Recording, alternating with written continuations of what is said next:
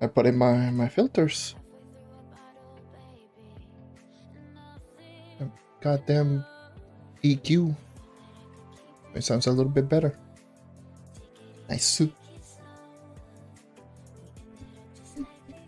Alright. Let me just add in all this stuff. There's going to be another unlisted stream. Yes.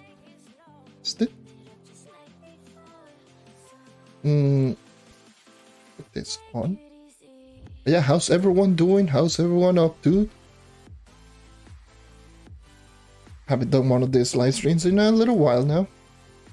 Obviously, I was working for the most part on the videos, and after just finishing the Vanguardian video, I was like, yeah, I think I'm good.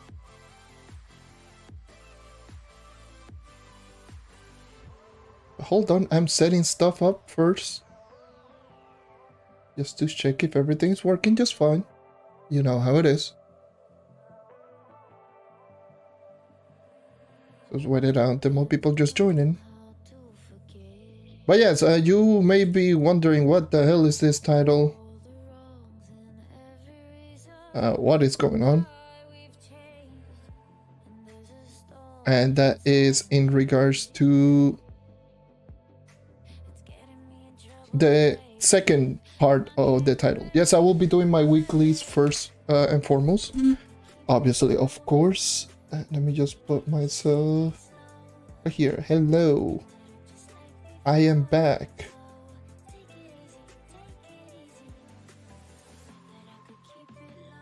Let me just get rid of you. Let me open up the Xbox app.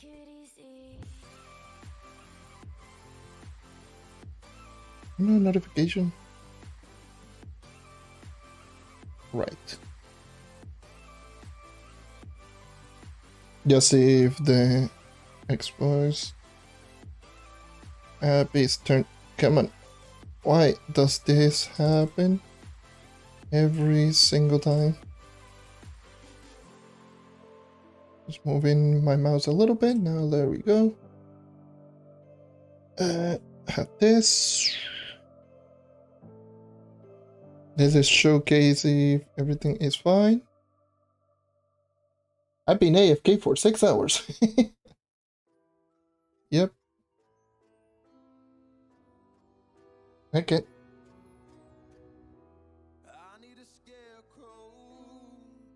Why is my controller not working?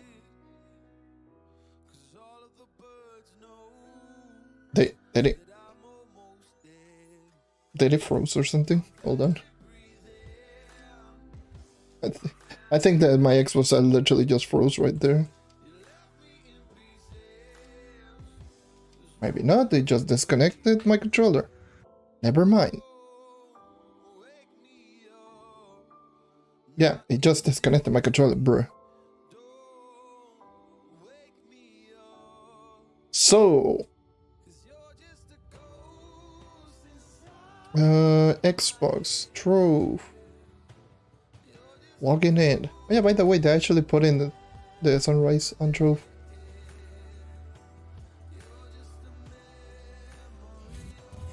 But yeah, anyways. Let me just log in first of all on Trove. And I will just be talking about a little thing that I've been pretty interested in checking out. And that is in regards to Scythe's tier list. It just arrived on my recommendations. I'm like, you know, a tier list. it's all right, because normally I don't talk about anything that anyone does in terms of like, oh yeah, tier well, preference. If you have a preference in regards to a certain character or certain topic, like, I generally don't mind. I just leave it the way that it is. But this time around, it is well, according to the title, it's more of an effective or tier list type of thing. And for me, I just found that, you know, more interesting. Because, let me just put myself over here with the default view. But yeah, the reason I found that very interesting, that is going to be in regards to tier lists like this one. So it's difficult for me to actually just put it into words. But yeah, tier lists like this one usually just persuade or let people know which are going to be the quote-unquote best characters in someone else's opinion. And yeah, usually, like, a lot of people just search for tier lists like this one, and then just base on their main character based on that tier list, or base their character, they use their certain character based on that tier list. Jesus Christ, Trove is laggy like hell. Like, my Exos app is so laggy. Like, right now I'm just right here running around. So he does have a tier list. I still haven't watched the video. I only watched the very first part of the video, and just for the first character. And I was like, you know, I think it would be great just to check it out with you guys. See if you agree or disagree with some of the takes. If you have watched it yourself, obviously do not spoil it, because I have not watched it. And yeah, it's going to be somewhat of an interesting watch, because tier lists like this one is what creates a lot of main characters by a lot of players.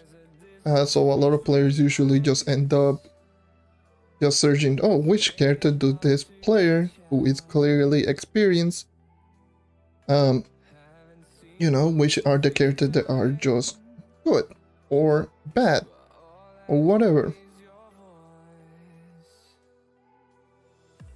So what I'm most interested is checking out what does he think of certain classes, and just give and see if I agree or disagree on them. So I'm just going to let you all know, even though if I do disagree, something that I will just say, if you disagree with any of the takes that he does say, or any of the takes that I do say, please just don't say any hate towards him or anything, because that's just not cool.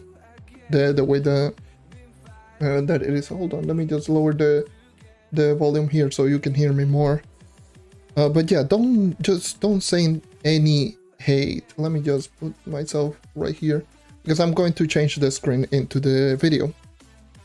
Please don't say any hate if you disagree or agree or whatever. It's completely fine. Everyone has their own separate opinions on certain classes, but it's something very interesting to look at, because like I just mentioned, stuff like this just creates opinions on the characters, which creates people on mains or whatever. Hey, hi, how's it going? Welcome. So yeah, I'm going to be linking the video on chat right about now. So I do have the video right here. Hold on. Let me just put this on the share, copy this full screen, and let me just put it right there. So that is the video, by the way. That is the video that is going to talk about like Scythe's tier list, and I'm very interested to see what does he say about certain classes. I know what he said about the knight, by the way. That's the only character that I watched, because it's literally the first one that he posted. So that's literally the only character that I managed to watch. I don't know which of the ranking he's basing upon. I play mainly on Xbox, by the way. I also play on PC, but mainly I do play on Xbox. But yeah, I'm just very interested to see how does he think about especially certain classes out there. Let me cut down the music real quick. Just have this right here. Once again, no hate towards anyone. If you agree or disagree, if you watch the video yourself, do not, and I mean do not spoil it. I want to see it for myself. I might stop a whole lot. And yeah, so I got it right here. So I might stop it a whole lot. So that's just the way that it is. I'm going to just have a high up there in volume. So again, it could be really, really good, really bad. Again, if you want to watch it yourself, just there's going to be a link in the chat for you to actually just click and just see this video for yourself. I'm more interested to see what does he think about certain classes. I know that he just mentioned about the knight, he put it pretty low, unfortunately, but it is what it is. I'm not going to hate on it or do anything. So yeah, let's start talking about it. Again, if you seen the video, for the love of God, please do not spoil it. Not at all. Keep it quiet. Let me just watch the video for myself and just give my honest opinion. Alright? So, with all that being said, let's move on with this. I wanted to just have this first done because I want to do the weeklies and not have anything distract me. So, let's move on. What's up, Sushi Squad? We are back in small. Let me just check the volume if it is alright. Let me just increase the volume right here. It's going to be a bit of a different video today because today we're going to be doing a actually very highly requested video. Let me know if the volume is correct or if it's right. Tier list for Trove's classes. Now, this is going to end up being, I'm not necessarily going into this planned per se, so we might end up making some minor adjustments as we end up going throughout the list. But this list primarily is going to be focusing on not one specific. Let me know if the volume is right. All right. Specifically talking about, is this class good because it's a speed farmer, or is this class good because it's a boss killer? Today we're going to be looking at the overall. Yeah. Okay. How viable would this character be for? Okay, so this is a tier list on overall effectiveness. This is what we're going for. So overall effectiveness means that it is going to be a character good from the beginning and late game, and then is going to be a character that is good mid, beginning, mid, and late, like late end game, at all purpose. So pretty much everything. So that's what we're going. This is an overall tier list for both categories. So you could consider this to be a list of classes that you can or can't main. And yeah, volume's right. Nice. Thank you. Clear. Even if I end up putting some of these characters lower on the tier list, it doesn't necessarily mean that it's completely unviable or impossible to play as, but I'll end up having my justifications and reasoning behind why I'm going to cycle them to these different tier lists. We're also going to be going in linear order. And last but not least, I just got to mention that if you do want to see more specified tier lists of like speed farmers and so on and so forth, I actually have a community poll right now over on my YouTube channel. You can check that one out. Community tab on the channel, and that's where you guys can end up voting whether or not you guys want to see more specified tiers lists, because otherwise we could just get away with just doing just this one overall video. But I think, I don't know, I think most of you guys would want to see like fastest class and so on and so forth, best boss killer, whatever. But in which case you're gonna have to vote for that, because otherwise maybe I'm wrong. So anyways, let's just get started with it. So yeah, once again, overall effectiveness, character from beginning to the end, that all content, that's what we're going. Obviously, again, if you don't agree with any of the characters, obviously that's just completely fine, because not everyone has the same opinions on how effective certain classes really are. So yeah, as expected. So let's see. Knight. Yeah, by the way, I already know about the knight. I believe it was C first, and then it went to B. Let's put him probably in the C tier, just because, again, we're talking about whether or not this class is going to be good as a speed farmer Yes. and as a boss killer. Now, as of right now, the Knight doesn't really have the movement speed. It does. At least if you're using its class gem ability. If you get rid of the class gem ability, then maybe I could nudge it up to a B. Yeah. Okay, so without the class gem ability, I would put the Knight as a B rating, just because it does have the speed with its dash ability. It's okay, it's not great. But Knight surprisingly has a lot of damage right now. Yes, so what it they does. ended up doing is, when they ended up reworking a bunch of the classes in the Shadowhunter update, they accidentally, maybe it's not an accident, made it so that the Knight's most efficient form of attacking is just holding left click and just having him do his base attack over and over.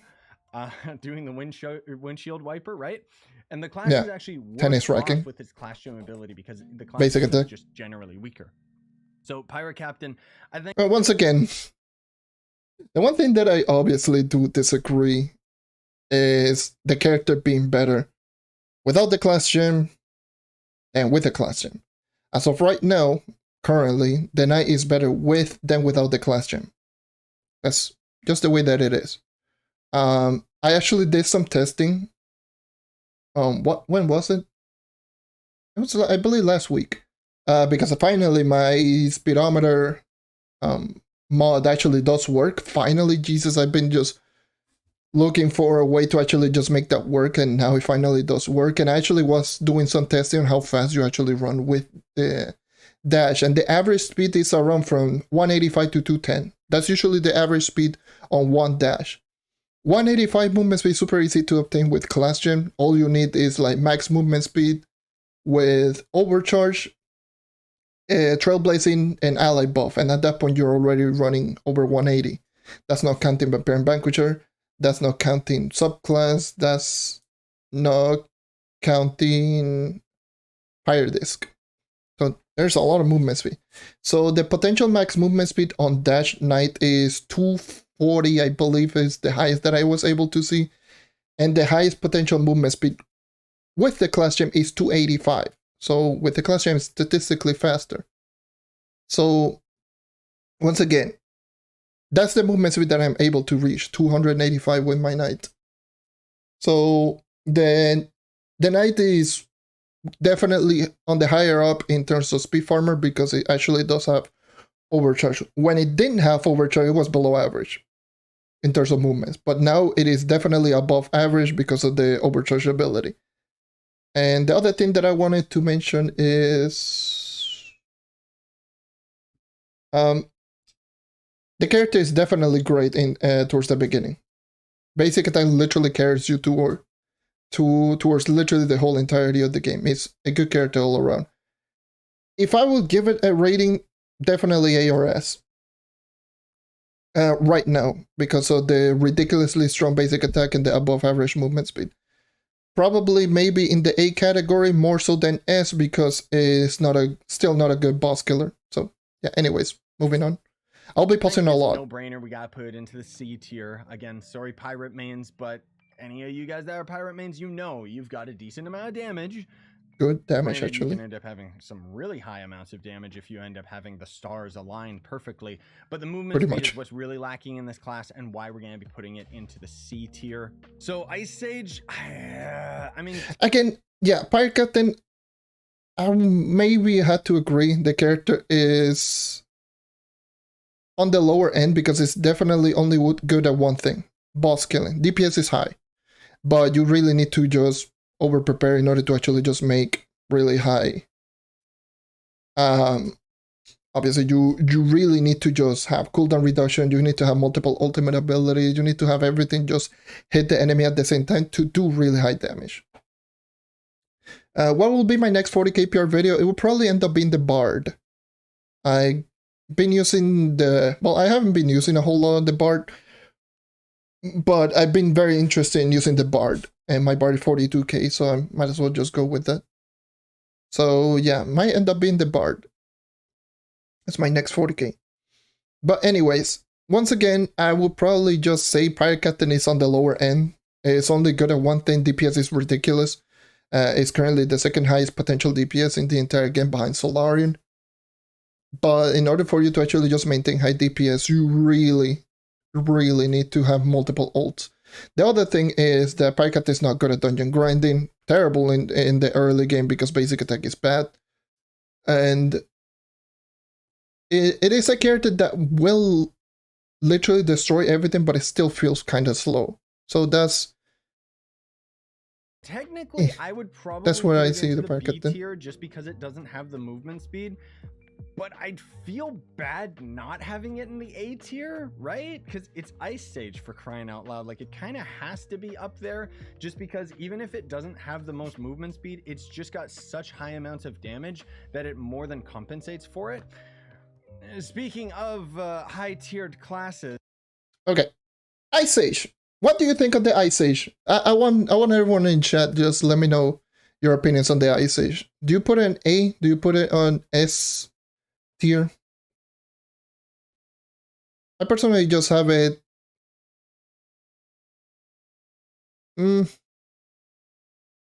I'll probably just also say S. The character is too good all around. Ultimate ability is just way too broken.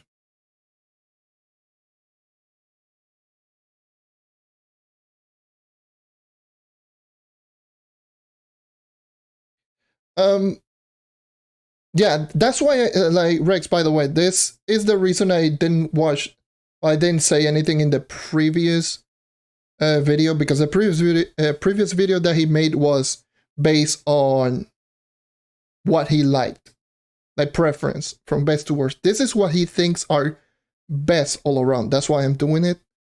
So, but yeah, it is what it is. For me personally, where do you like? A lot of you will say easily is a S tier. Let me know why. Why is it S tier? I'm very curious because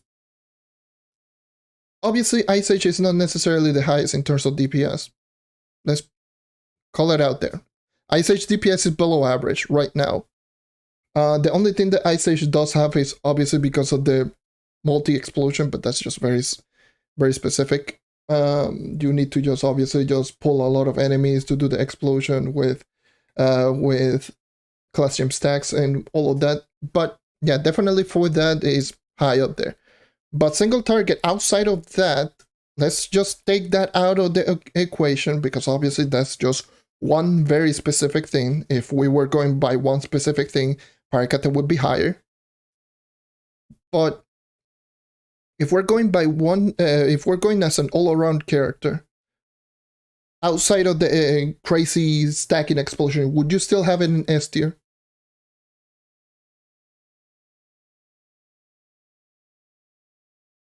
Because for me, I would definitely say yes. Even despite removing the other thing, I would probably still have it in S. Not the best character anymore, but definitely still an S. It's still, like, the basic attack is not the best. Obviously, class gem makes it pretty good. Ice Crash got a damage buff. It's actually pretty good as well. Big Chill, stun for 3.5 seconds, does damage over time. But the ultimate ability, is like, why? Oh yes, let us give us a character with double magic damage, 5-second invulnerability, max attack speed, and 50 movement speed. Okay, sure. Only if it lasts for 5 seconds, but Jesus, it's super good. I love the Ice Age for me. I like the idea of the character. I like his ability.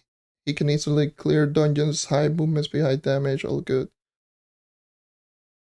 Yeah, agree. It's just good all around. Like, Ice Age is just good all around. Before Shadowhunter got buff, Ice Age was still undoubtedly the best class in the game. Like, all around.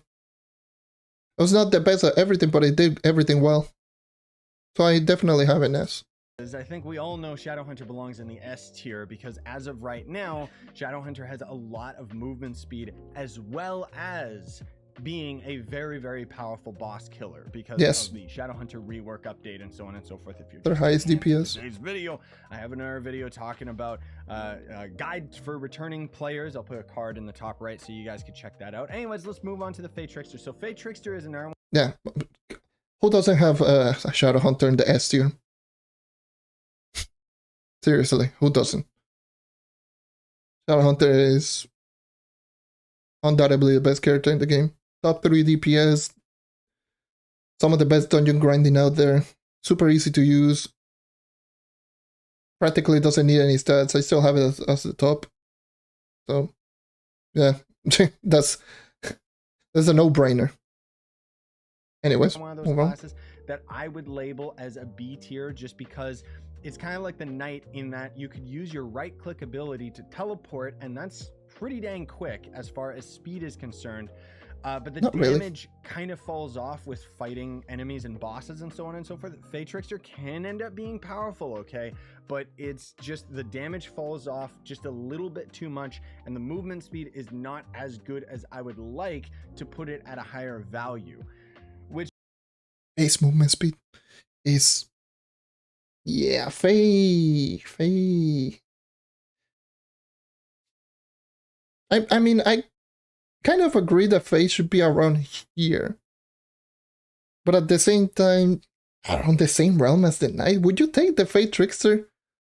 Would you consider just going, which class should I go? The Fey Trickster or the Knight? See? That's like... That's why I'm like... The Knight's a little bit too low, I might say. I mean, again, 6.5 basic attack. Glitter Bomb is 6.75, no cooldown. Blink is kind of meh. Even though it's pretty good, but it takes a lot of energy. Garrett can be quite good, but is not really good in any way, but is not really bad in any way as well. Like, it still has Glitter Bomb that is pretty good in terms of like crowd control. It does have the single target, but it doesn't have high single target DPS. I mean, kind of does, but not really. Yeah, I would probably say Fey is around the middle tier. I agree, but not in the same realm as the Knight. I know it might sound like I'm biased, but would you take a 1.25 base attacks per second, 6.5 times damage multiplier basic, or a 4.55, 2.125? So basic attack that does attack like twice as fast with much better crowd control, has an ability that technically does more damage. It's much easier to use. Both of them stun. Knight has better survivability. I don't know. But yeah, you guys might end up being mad at me for this one, but I'm going to end up putting the Candy Barb in the A tier. The reason for this is because Candy Barb actually does do heaps of damage right now since the rework that happened with the Shadowhunter update. But on top of that, also it can end up being a very, very speedy character if you end up using the spin to win crystal ring effect. It's super duper fast. It's a lot of fun. I really enjoy where the Barb is right now, outside of its animation being a little bit lacking with the spin to win functionality. Neo Ninja. Oh god, he's going to put Neon Ninja high. Jesus. Anyways, so Candy Barbarian.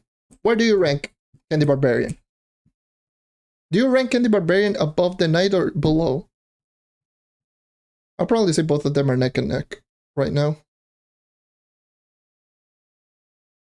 So where do you rank Candy Barbarian? Below or above the Knight?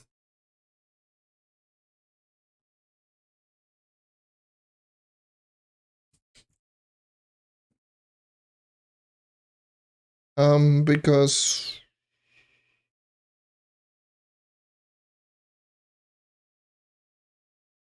here's the thing with Candy Barbarian. Candy Barbarian has so many good things going for. That passive ability buff just made the character so good.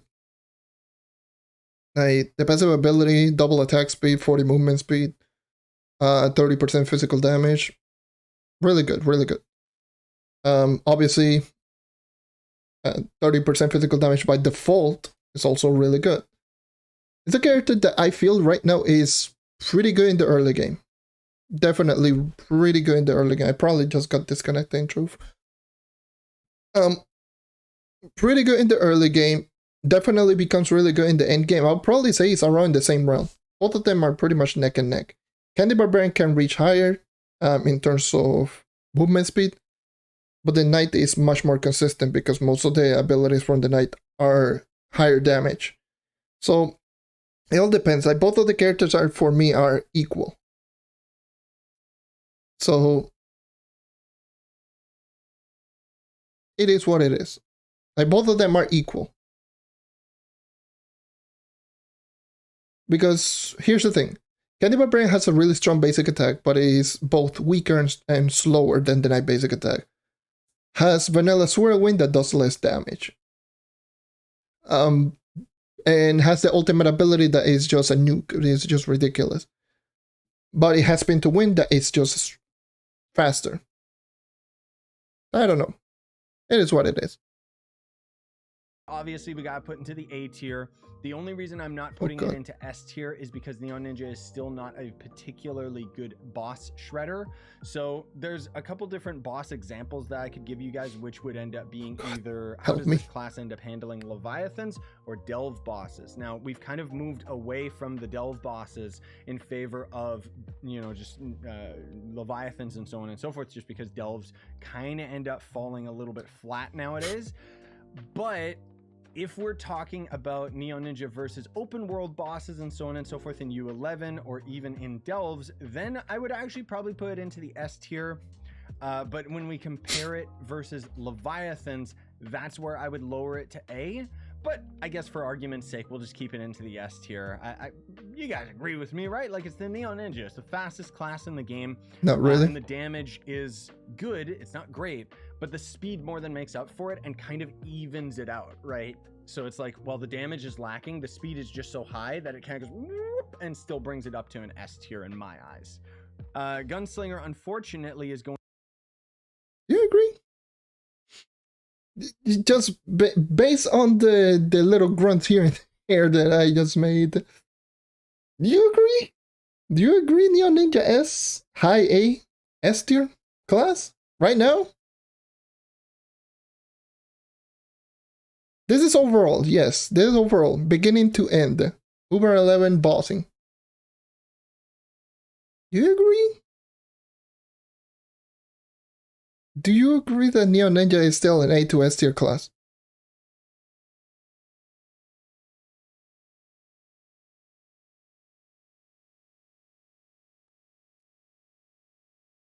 So let's dissect the Neon Ninja. Let's dissect the Neon Ninja, shall we? Alright. Since the Shadowy Spotlight update, obviously the character has gone toned down in its one-shotting capability, but pretty much everything else got bumped up, making the character much better in the early game with a 2.85 basic attack, 2 attacks per second, attack speed on level up. Like, it is a much better early game character than it used to be. Before, like Neon Ninja, if we're talking about overall, no, the Neon Ninja overall is never been a great character. It's been a specialty class for the most part. That's how I always did mention the Neon Ninja. Neon Ninja has been a specialty endgame class. Class that is just good at one thing and one thing alone. But that thing that it does it really well. And it's always been speed farming. If your Neon Ninja one-shot, your Neon Ninja is great. That's it. So Neon Ninja is literally that. Neon Ninja over Candy Barbarian in the early game.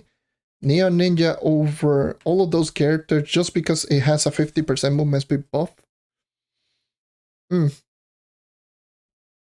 Nah. I actually don't agree with this one. I personally don't agree with this one. Sorry, but this one is... I can kind of understand with the Knight and Candy Barbarian, Ice Age and all this. Like, up until this point, like, all of the characters, I kind of agree where they at. Like I would have it either higher or lower by 1 spot or whatever, but definitely not the Neon Ninja on S tier. For overall, hell no.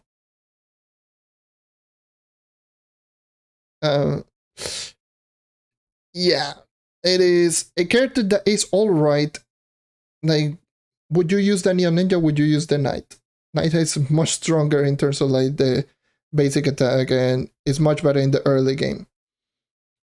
Obviously, the Neon Ninja becomes stronger once you start one-shotting, but that's the thing. Unless you have really high stat with really high crit hit and you can actually one-shot with the nerfed damage shuriken, by the way. That's why no one is using the Neon Ninja in Uber 11.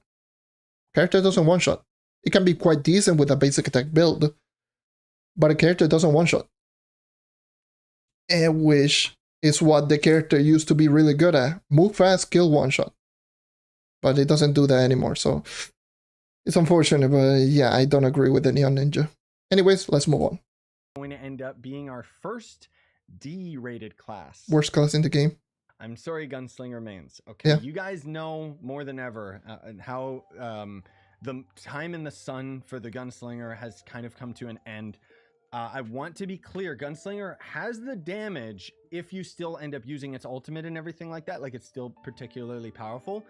But when you're trying to farm dungeons and stuff, there's just other characters that are so much more efficient now because other characters will have consistent damage, whereas Gunslinger has bursts of damage that might end up going higher than some of the other classes, but the other classes having that nice average consistently means that the Gunslinger kind of would fall down here and just be a little bit flat, and well, the reason why it would end up being D on the list. Thank you for this. On top of all of that, Gunslinger has never been a particularly fast moving class, and so it's not particularly good at, well, doing that.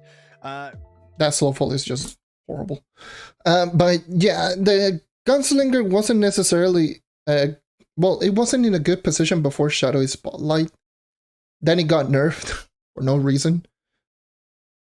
And now it's weaker than it was before. Like, let me just put this out there. The Gunslinger nerf is not as big as a lot of people are making it out to be. The Gunslinger nerf is not that big. However, the character wasn't in a good position, so it feels like the nerf is bigger than it was. Essentially, like the nerf on, what is it, on the ultimate ability was from 7.5 to 6. Like, once again, is not that big of a difference. It's a difference, but not that big. But yeah, like Gunslinger, it used to be only good for killing bosses, but pretty much all of the characters got brought up higher and higher that the Gunslinger just became like, what's the point in using this class? And to top it all off, it's now nerf in terms of it's one thing that it was good at. What are we left with? It's not a good early game character because basic attack is trash. All of the abilities are kind of mediocre. It relies on ult. It's definitely a character that is in a rough position. I will just say it's in a rough position. I will argue being the worst class in the game right now. Overall. But yeah, let's move on. Draco, as much as it pains me to do so, and this is how you guys know I'm not biased, I would put Draco into the C tier just because it doesn't have that movement speed. If we do consider the fact that lava will end up giving the Draco more movement speed, or if we try to consider how well this class operates as a whole, then it would end up being much higher on the list.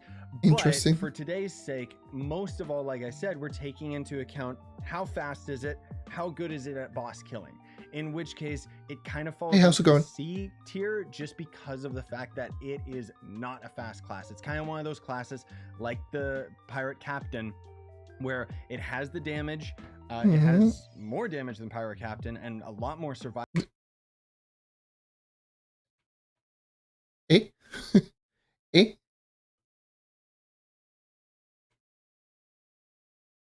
It has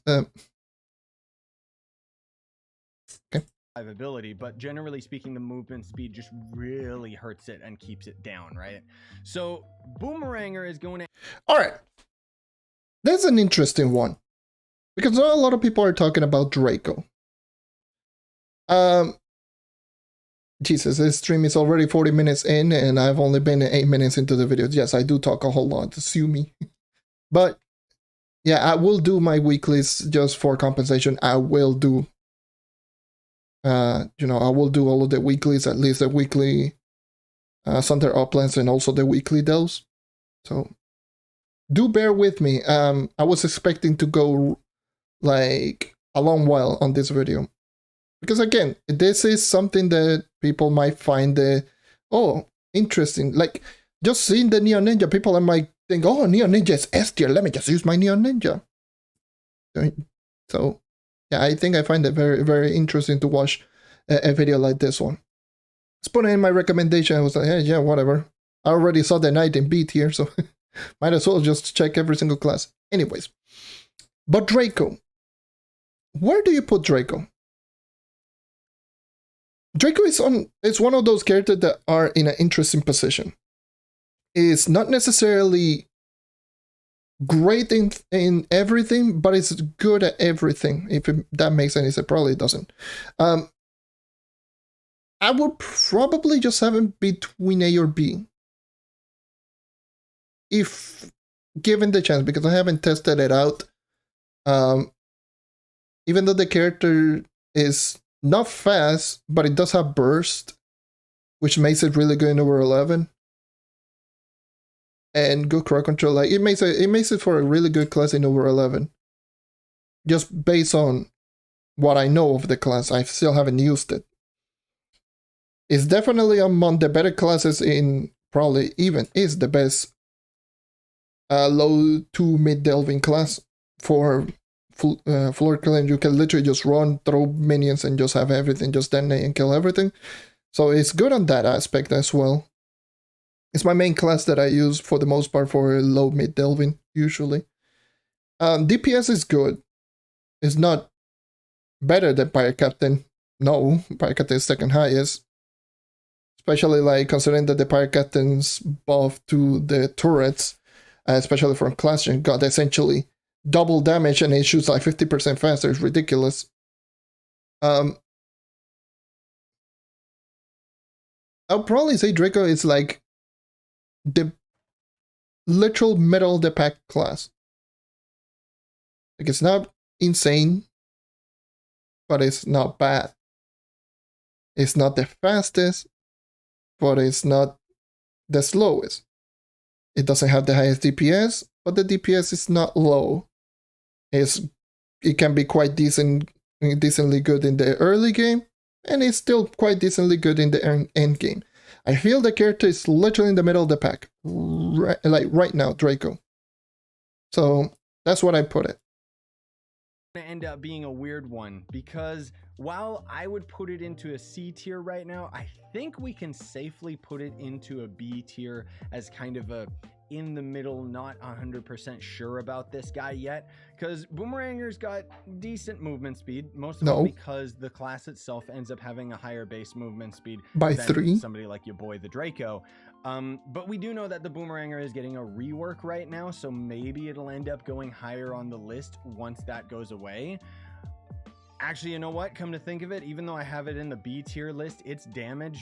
its damage is actually pretty good since the rework. So it's not bad, but it's not great either. Again, to reiterate, this is taking classes at an average in terms of, is it a class that you should end up maining for all categories to be efficiently? And I'm being very, very brutal with my judgments here, because otherwise I would personally say, like Draco, for example, should be A tier in terms of, can you main this character? Almost definitely. You can main it for pretty much any aspect of the game. But is it going to end up being efficient at it? That's why we're throwing it a little bit lower. Now, speaking of Tomb Raiser, that's going to... If we're going to efficiency, why have the Boomeranger over the Draco? Okay. Interesting take. Let me know what you think on Boomeranger. Before you mention Blast Bow, let's take away Blast Bow. Outside of Blast Bow, do you have it in the same realm as the Knight? Do you have it above Draco?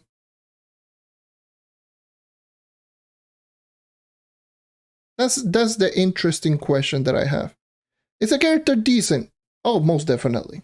It's decent, especially right now post Shadowy Spotlight. Like, the character is most definitely a lot stronger. But the melee basic attack is weaker and slower than the Neon Ninjas.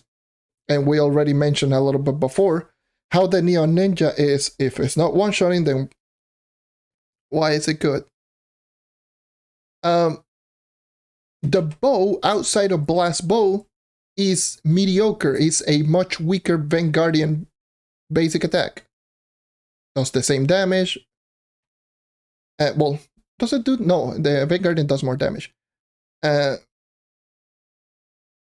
it's way slower. All of the abilities are based on cooldowns. So, yeah, that's one thing. That's what it is. Again, Rex, just mentioning, take away Blast Bow. Outside of Blast Bow, do you have it in the same realm as, like, Knight or above Draco? Probably not.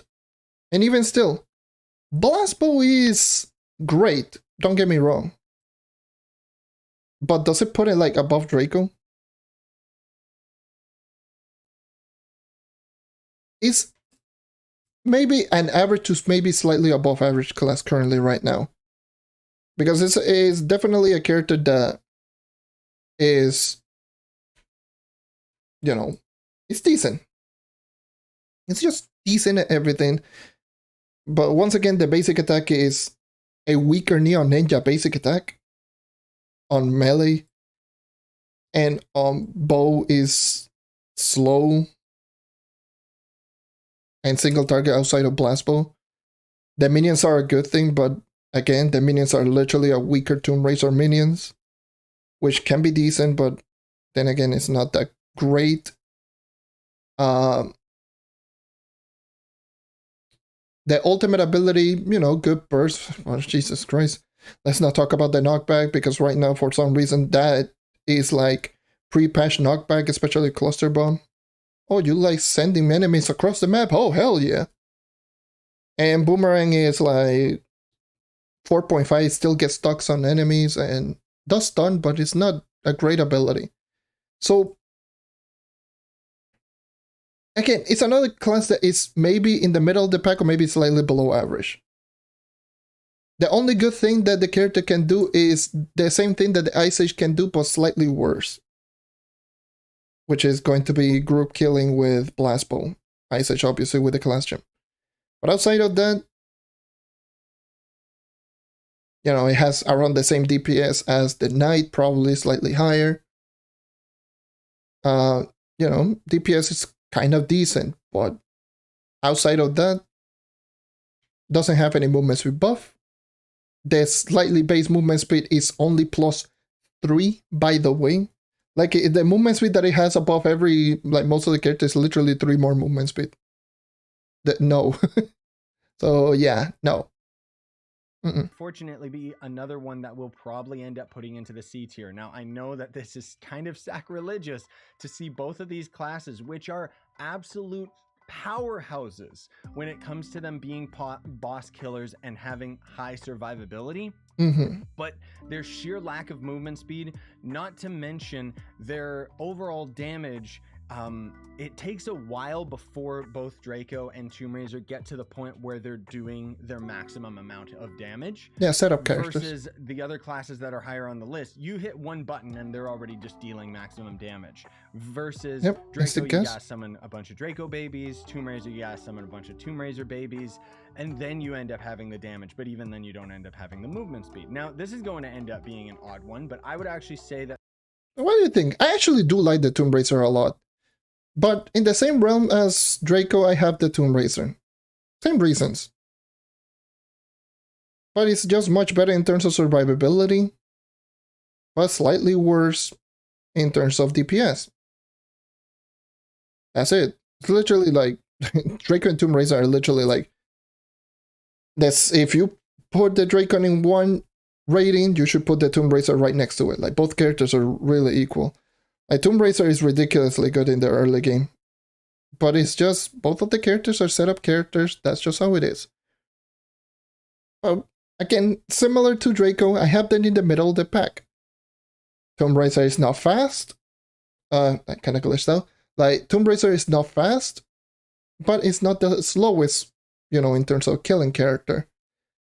Like, it's a character with good DPS, but not the highest DPS. It's a character with the best survivability in the game, but that doesn't mean anything if pretty much all of the rest of the things are kind of below average.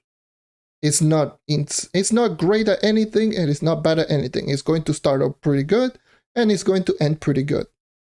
So, middle of the pack. The Revenant is going to end up being an A tier. I know that seems weird, but there is actually movement speed builds that you can end up doing with the Revenant. And again, it's going to end up having that very, very quick, very easy, press one button, it deals. Yeah, with the lava movement speed build plus 75. Max damage. But on top of it, it also ends up having a considerable amount of damage.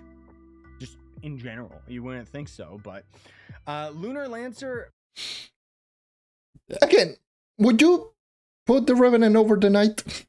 I'm going to go over that one because would you put it over the Knight? Just saying. Speed build with the Revenant? What the hell? What did I miss? Oh yes, let's not talk about overcharge, but let's talk about speed spears. When speed spear doesn't grant movement speed, but overcharge does. Okay.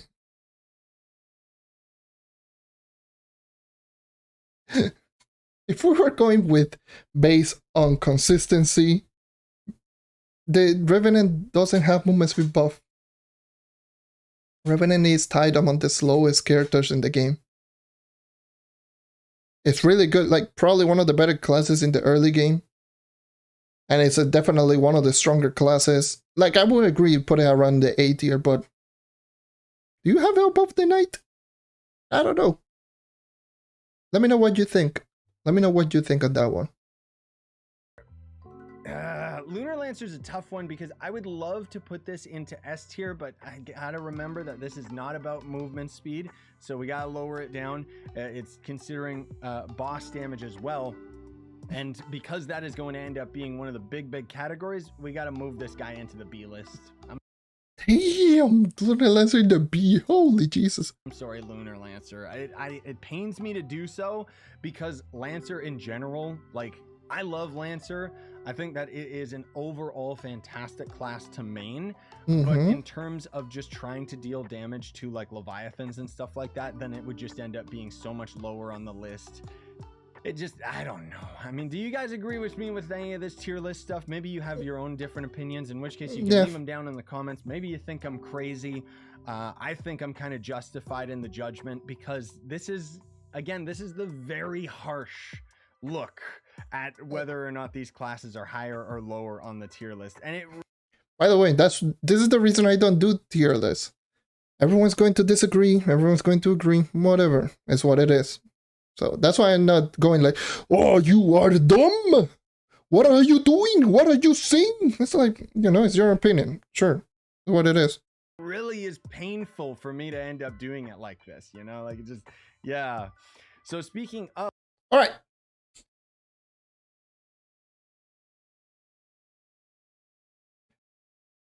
So, all right. So Revenant could be S. I would probably just have Rev and A.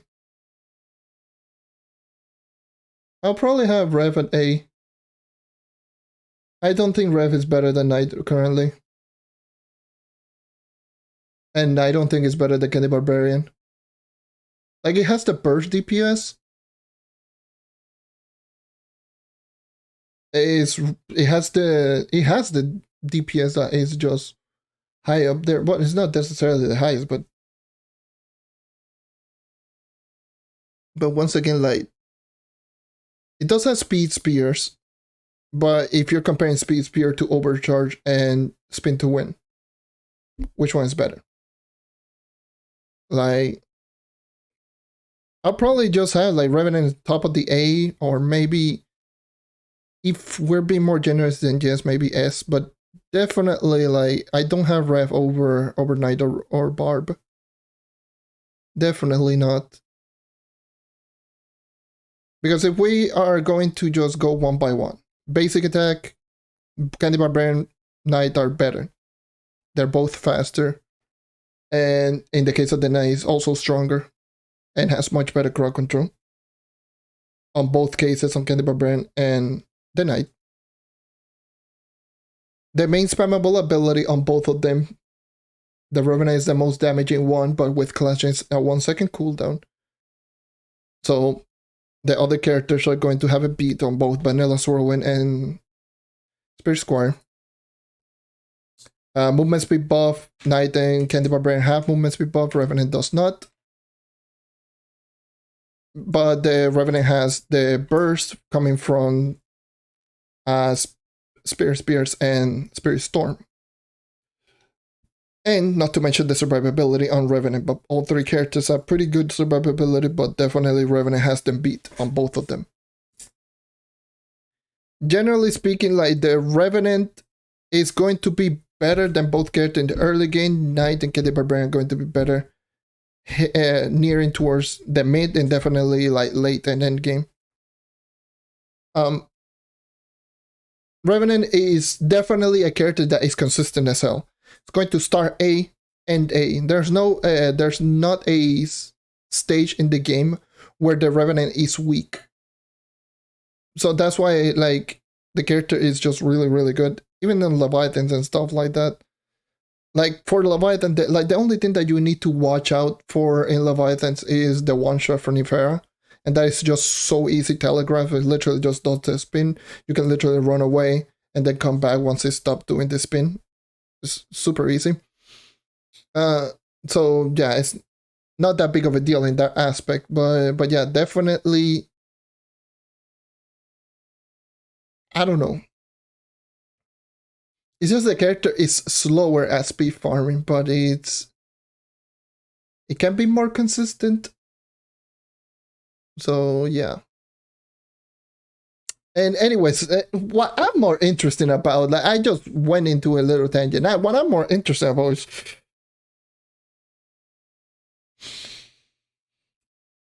Luna Lancer and the Bee. Now, this is something that I wanna hear from everyone. What do you think of Luna Lancer around here? This is such an interesting take because I've seen so many people put their Luna Lancer in like the top of the top. And definitely, obviously, I've seen some people that really doesn't like the Luna Lancer so much.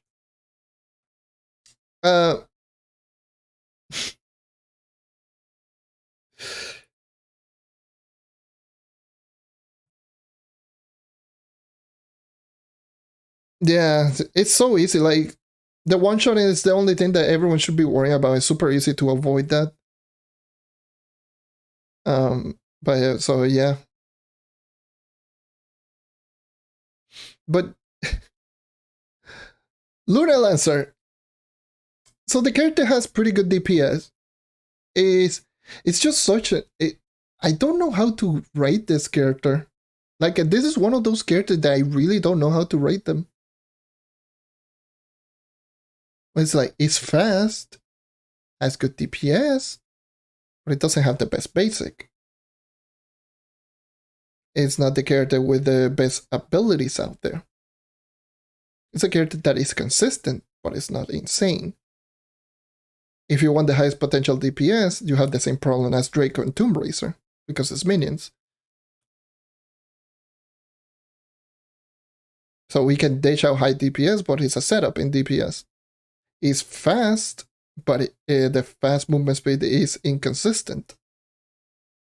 Especially if you're taking into account for speed. If you don't take into account for speed, then the character is just not that fast. Let's call it spades. The character, well, it is fast, especially if you activate ult, but if you don't activate ult, which is what most people do with Luna Lancer anyways, the character is not necessarily fast. It's just such an interesting position. Like, when I actually powered up my Luna Lancer a little bit towards on PC. Like the character felt good, but it felt like it needed some oomph in certain things, because the basic attack I do believe is 2.8 and 1.75 attacks per second, even though it does have the ridiculously high damage increase from both ult and Lunar Infused Grapple. It still didn't give me that oomph in damage. So I don't know. Very interesting. Very interesting. Chloromancer is one of those classes that has insane amounts of damage, but unfortunately just doesn't have the movement speed. It's actually a really, really slow class. So once again, I think I'm going to have to throw it down into the B list. I know that I was about to say A.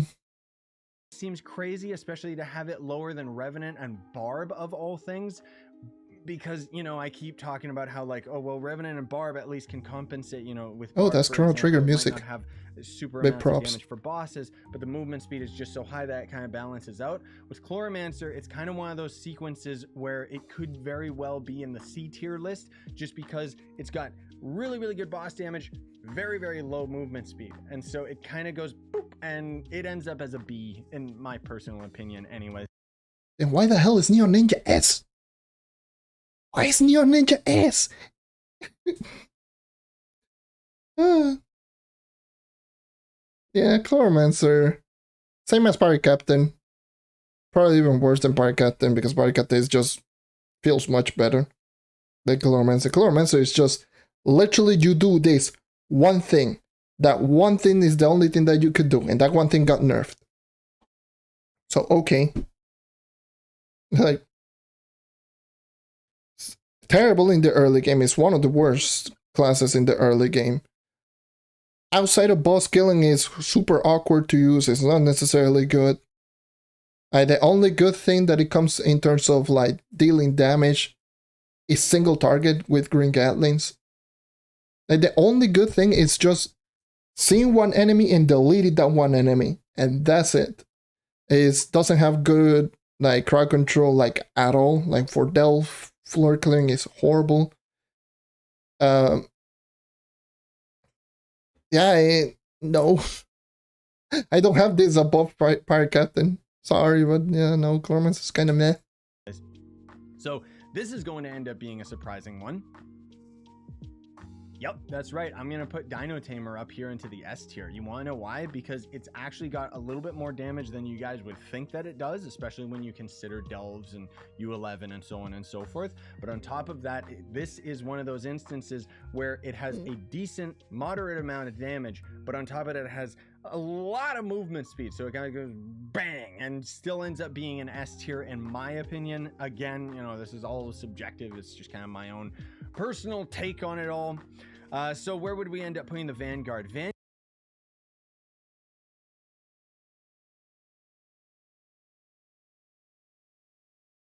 S? That S? Dino S? What?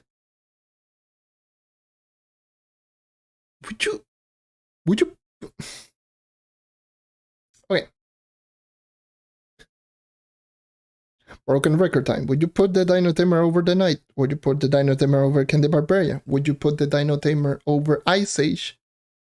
Overall classes, by the way.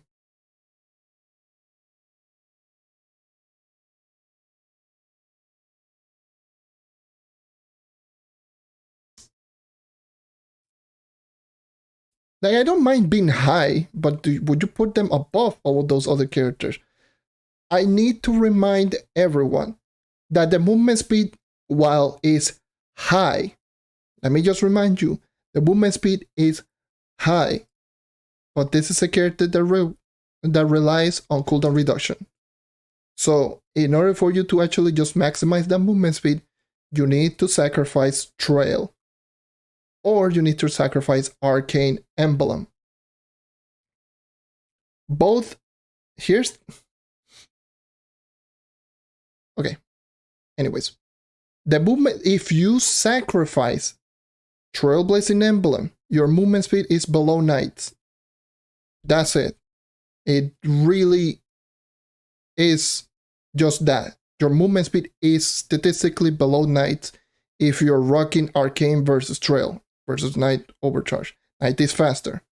Candy Barbarian is faster than Knight, so it's even faster than Dino Tamer. And here's the thing. The Dino Tamer's ultimate ability basic attack is only 0.25 stronger than the Knight's current basic attack, while being slower. And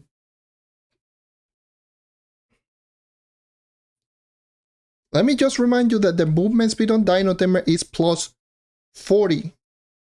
That's it. Plus 40 base movement speed.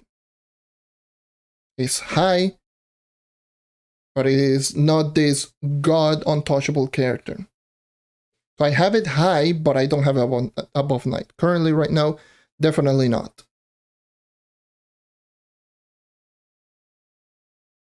And definitely, I don't think I have it above Candy Barbarian either.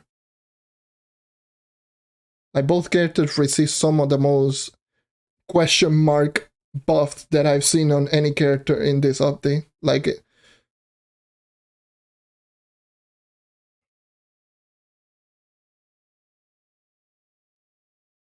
look at the difference, like from here to here. It's a huge difference. It's a huge difference.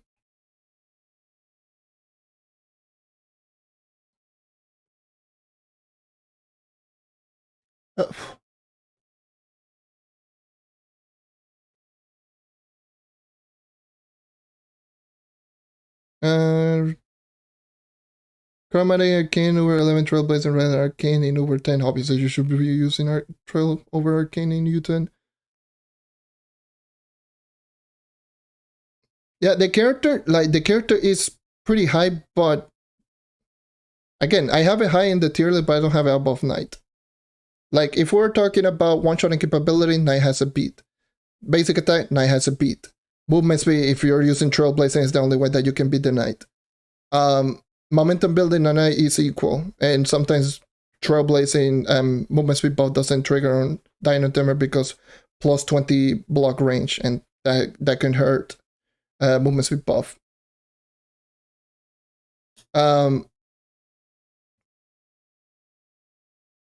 Yeah, that's just what it is.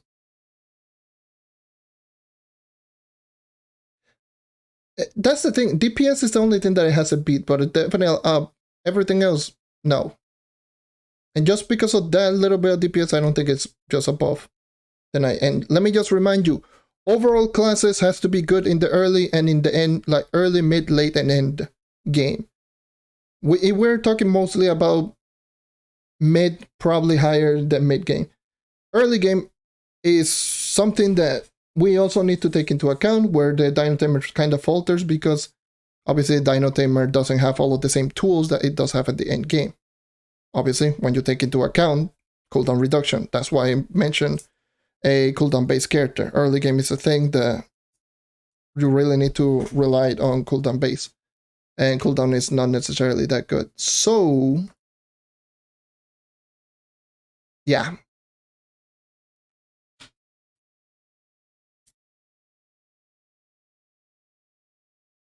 But yeah, no, I don't.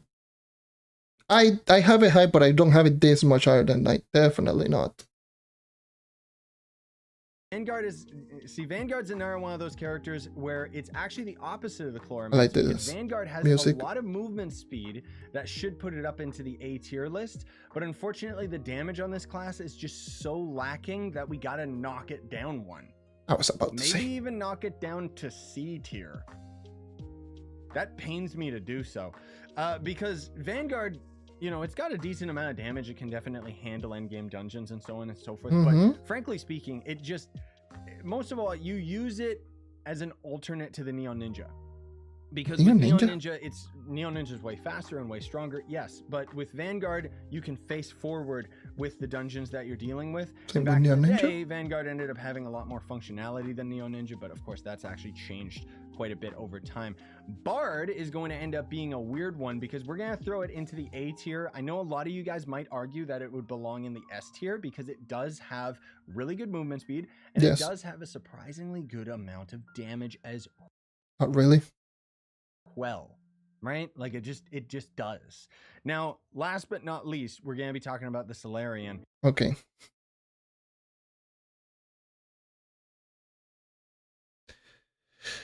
Unless you're rocking tier 3 basic attack, Bard is not really that good. It's fun. But...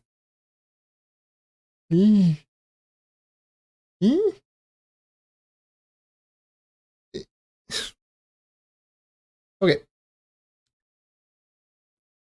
So I'm just going to do, obviously, the 40k PR on the Bard. After using it a little bit and obviously looking at the statistic, the Bard is definitely not there. I mean, it could be there, but the damage is not that good. Let me just talk about all of the damage multiplication outside of the stage 3 basic attack. Alright? Outside of stage 3 basic attack, and before you say, but you can just buff yourself with Battle Song or Ring Effects. I know, I'm well aware. Made a video on Musical Master if you want to check it out. That's the thing that I would recommend you to use on Bard every single time. Anyways. Look at the damage multiplication. Stage 1 basic 2.5. Stage 2 basic 4.5, I believe it is, or 4. I don't know. I don't know if it is 4.5 or 4. Nimble Dance 2 times damage. Singing Crystal 3.5. And Battle Song activation, I believe is 6 or 8. I don't remember. I don't remember if it is 6 or 8 times damage. One or the other. Again, damage multiplication, I'm glitching out because I keep just scratching my face. Hold on. So, yeah, the damage multiplication is not high. So, in other words, you need high stats to make it work. So, yeah, you are not going to kill fast because the basic attack, I believe, is attacks at 1.5 attacks per second. I just keep mentioning basic attack because it is the universal thing that every class have. And every single class having a basic attack, obviously you can easily compare to from one to the other. And having a good one, it means that your character is going to be much better than others because it is a no resource, instant cast ability that you can just activate it whenever you want. Like you don't need any setup, you don't need anything. That's why I just keep comparing it, and characters that right now on Trove are good are characters with strong basics. Because it's a thing that you're going to use from the beginning of the game all the way until the end of the game. Literally, as soon as you start up the game, that's the first thing that you're going to do. And at the end of the game, certain characters are going to keep remaining to do that one thing. So that's why I just keep mentioning basics. The Bard basic attack, while being decent, is not too great. 2.5, 4.5 times damage multiplier are high. The attacks per second is also 1.5, I believe it is. So yeah, it's average in terms of speed, and it can be quite high in terms of damage, especially going after stage 2. But outside of that, then that's it. Again, a character that potentially has really good abilities, or well, not ability, like potentially really good in terms of like speed farming, because 40% movement speed buff is ridiculous. Battle Song giving you damage increase, I don't remember how much it was. Obviously, if you use Musical Master, 35% critical damage. It's much better than a lot of people give it credit for, but I don't think it's kind of rough. How bad? My God, apologies. There's some very questionable things, as you probably could tell. Obviously, the only character that we're missing is Solarian. But there are certain characters that I feel are way too low, and there are certain characters that I feel that are way too high, mainly looking at this character right here. This character is way too high, and this character is way too low. And probably same with Vanguard. Vanguard should be slightly higher as well. Yeah, probably. Let's just see Solarian first. This is going to end up. This will probably end up pissing some people off, because even though I personally I'm having a really tough time deciding here, because I feel like it belongs in the A tier, okay, even though it should be in S tier. I don't know if I want to put it into the S tier though, just because the movement speed on this guy sucks. It's another one of those like Chloramancer where its movement speed just doesn't really it's basically like the average movement speed of any class, and that's kind of what we're basing this off of. Is there's the average movement speed of classes where they have no modifiers whatsoever. And then there's the other classes that have better base movement speed, can compensate with a bunch of gear, so on and so on and so forth, right? So with Solarian, it's got a very, very low level movement speed because it's just the base value. It's not negative like something like Pirate Captain, but it is just kind of in the middle. However, Solarian... Negative? Wait, what the hell? Since when the characters had negative movement speed?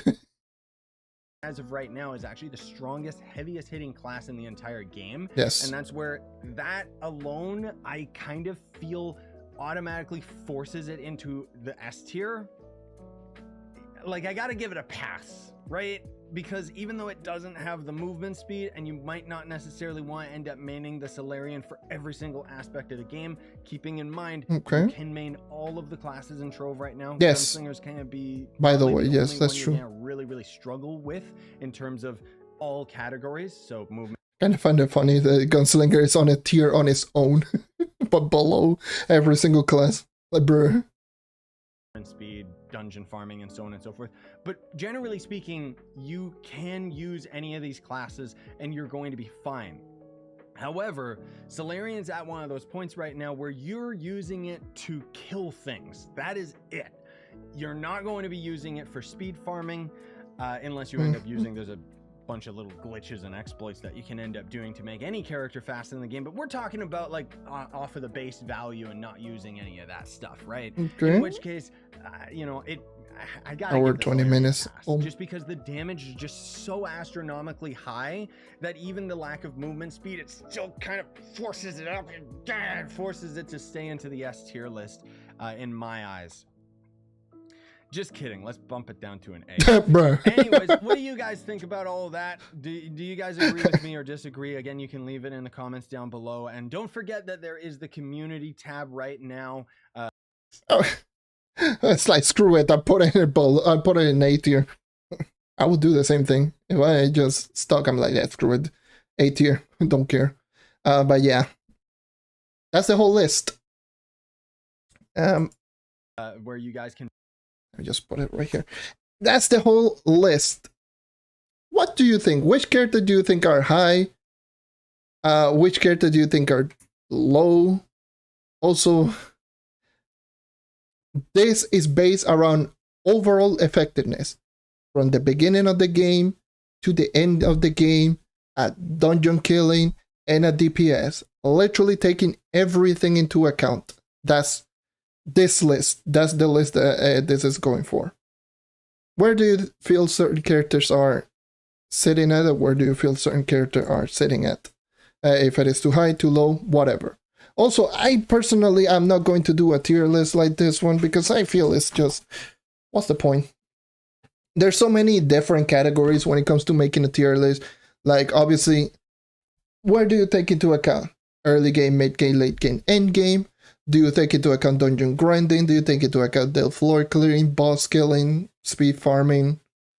Like, there's so many things that you have to take into account that just ranking certain characters is just way too difficult. So that's why I personally don't like to do a tier list per se. You know, we can just sit here and just say, oh yes, this list is bad.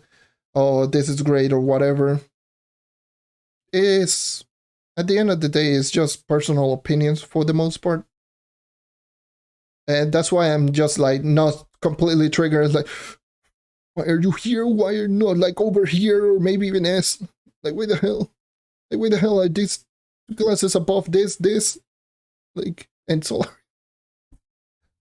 Shadowhunter should be here. No, Shadowhunter should be like one tier above because it's Shadowhunter. That class makes no sense right now. But yeah, that's the whole tier list. Do you agree or disagree? Obviously, on where do you agree, where do you disagree? At least for me, I already explained which character are kind of too high, kind of too low. For example, I feel the Knight is higher than most of the characters. Definitely higher than Bard, definitely higher than Solar. Well, not Solari, but Revenant. Solarian is, in terms of overall, I don't think Solarian is really all of that, but I don't think the Solarian is bad just because of speed farming capability. Is definitely not a character that is definitely not a character that you can just pick up and immediately just do extremely well with it. It's definitely a character that once you start adding in like Celos Emblem, once you start adding in like, well, not necessarily a lot of stats, but like your class gem and all of that, then obviously the class becomes ridiculous. But it struggles towards the beginning. It's a character that over time just becomes stronger. Again, if you want to check the 40k PR video that I made on the Solarian, it pretty much everything just boils down to that. It starts off weak, but once you have everything set up, the character becomes ridiculous. But to have classes like the Knight in the same realm as this, and then to have Vanguardian below Boomeranger, to have Luna Lancer just the way that it was, I don't know.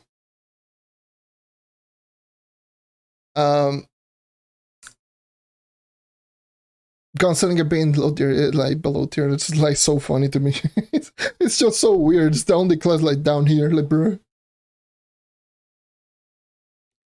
I feel, yes, I feel the same. Like at the very least, Knight and Candy Barbarian are are neck and neck. Where you rank the Knight, that's where you should rank the Candy Barbarian, and vice versa. And I feel both characters are definitely either high A or S tier, for me personally. Because those characters are just so, like, both of them are starter classes, by the way, which is another thing to take into account. Very easy to get both of them. But outside of that, both classes have strong basic attack. Both classes are really good, like, all-arounders. It's not necessarily the best in boss killing. Candy Barbarian has better buffs, but Knight has better survivability and overall higher potential damage. Both characters are just either decent to great in every single category, with the exception of bossing. That's where I feel like it's kind of meh.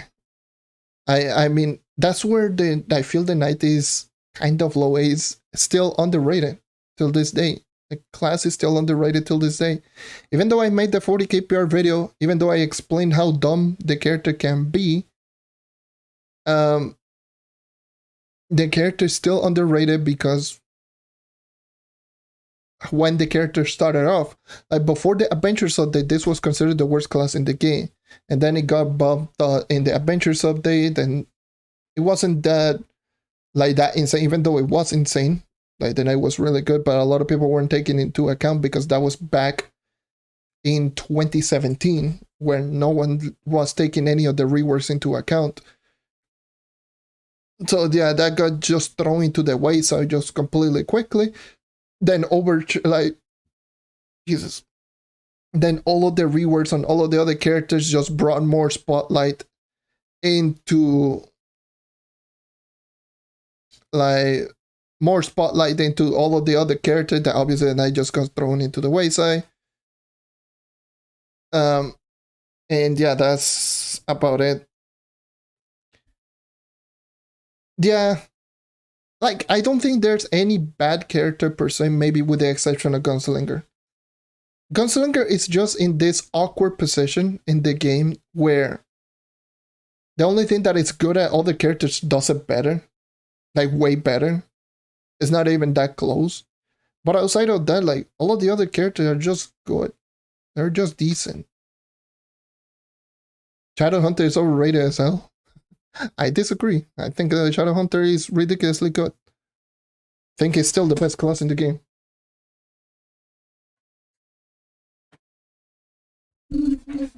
But let me know why do you think the Shadowhunter is overrated? But definitely Neon Ninja is way too high. The class is way too high, especially when we're talking overall. Like, the Neon Ninja is way too high.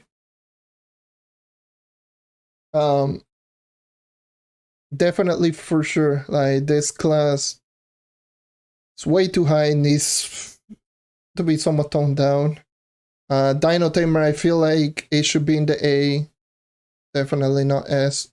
Like, I don't have it above Candy Barbarian, not above the Knight. Revenant is in a good position, but at the same time, it's kind of in an awkward position. Ice Age, I have it higher, because Ice Age is still the same class, but only slightly lower.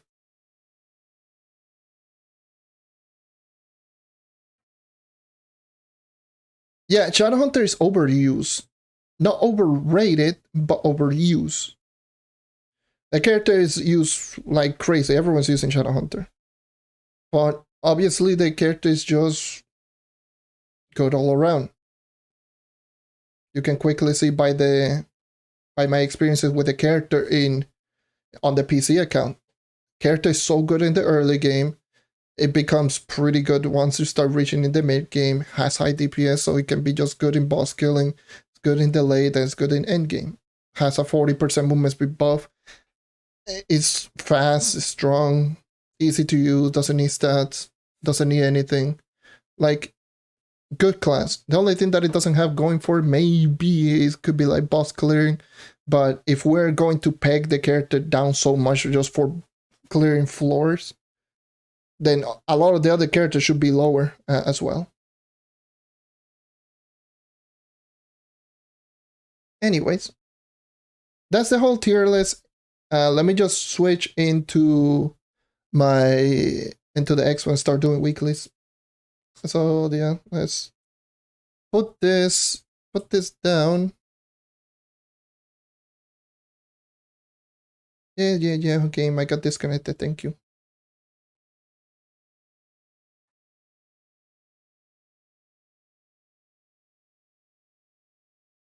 Anyways, let's just have this. Normally I don't have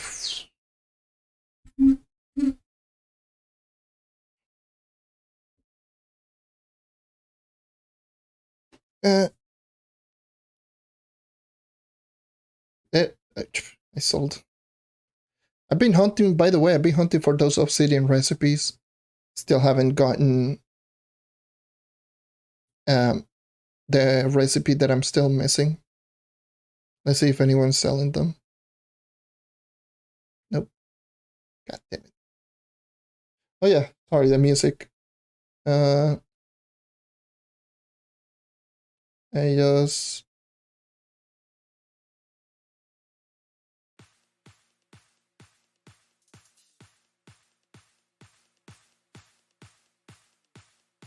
Alright, should be good. Okay. Nice. Alright.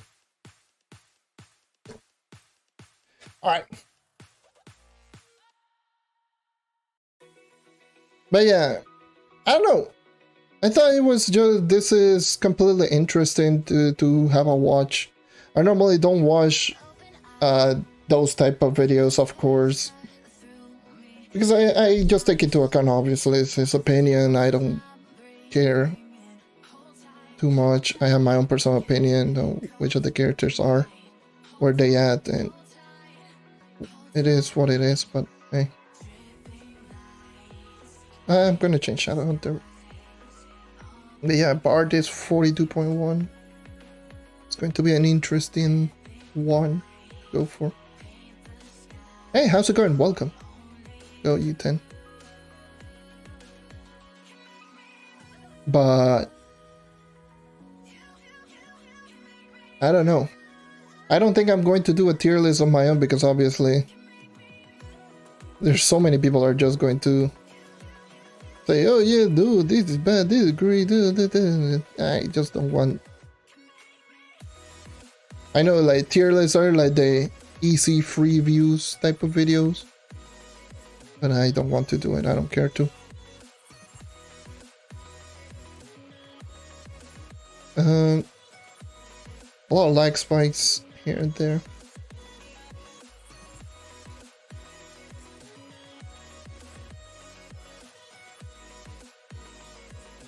Are these like bi-weekly?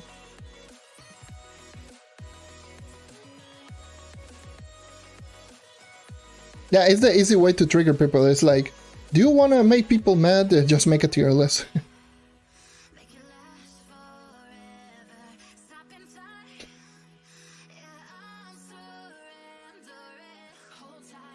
It's best for people to let them choose whichever character or whichever thing that they want. Like, what's the point?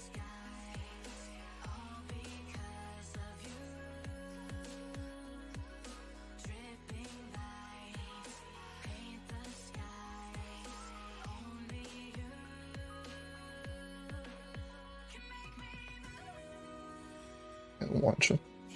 Alright. So, yeah. Well, let's continue. Let's do the weeklies. For now.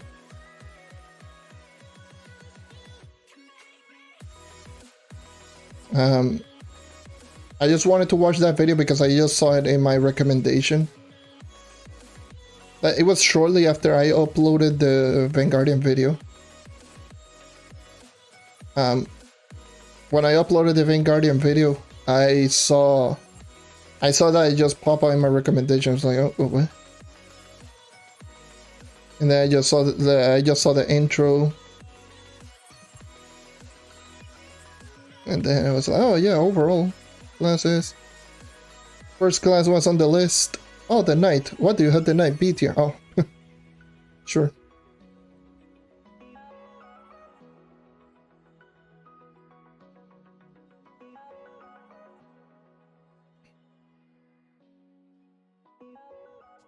So yeah, yes. I don't want to look for a specific boss. I'm going to do this one. I don't care.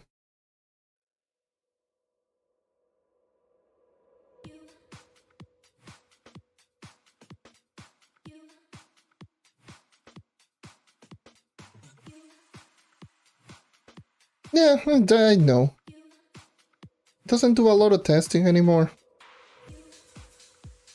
Which is kind of sad, because he used to do a lot of testing.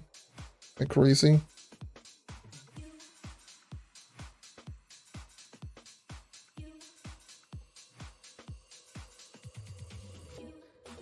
He used to just do a lot of testing.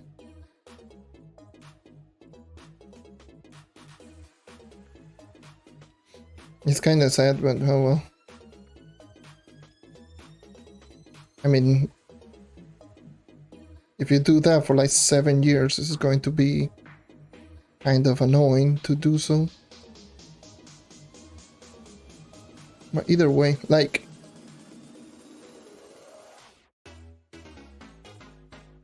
the thing is why it's just kind of, I wouldn't say sad, but it's just weird to think of, is because he's still the biggest Trove creator on YouTube. A lot of people are going to take his word for it, but at the same time, like, I don't know. I just don't know how to put it. I know that a lot of people are going to take it into account his tier list and just see, oh, Neon Ninja is S, So let's use the Neon Ninja. And still with the, oh, you had to use the character and just move backwards, which is not true. Which is another thing to keep in mind. Just don't go into the video and just start saying, oh, this class is bad, this class is good. Just give your honest opinion on which character is high or low on the list. And just be respectful towards it. That's just how it is. Just be respectful at the end of the day. Just opinions.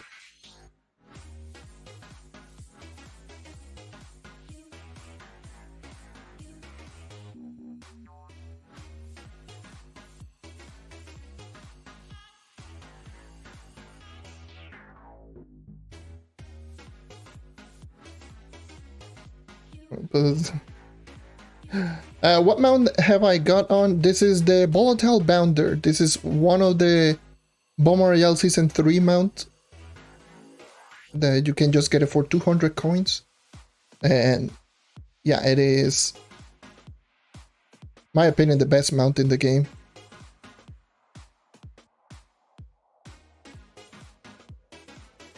So yeah.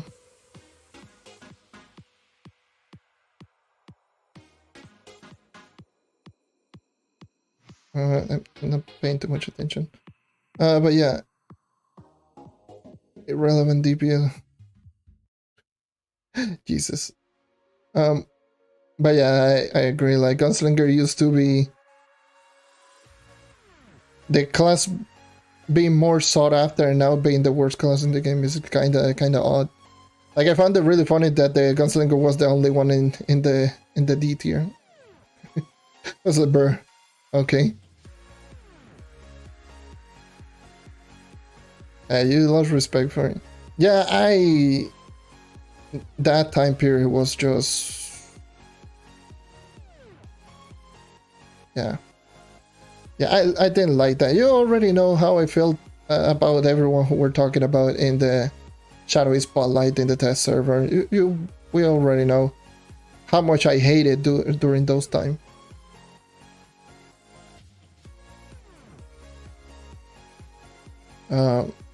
It was, you know, it was horrible time, and it was obviously mainly because, yeah, the Shadowhunter kept getting nerfed, but now that the Shadowhunter is nerfed like 4 times already, and he still is the best class in the game, like, it goes to show how broken and brain dead the class was.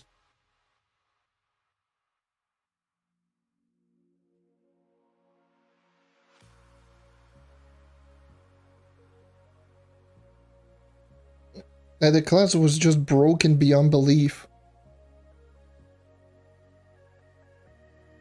And when they got nerfed, like, there were a lot of people who were just being completely delusional, being dumb. Like, you have no idea how many damage control like a lot of players had to go for.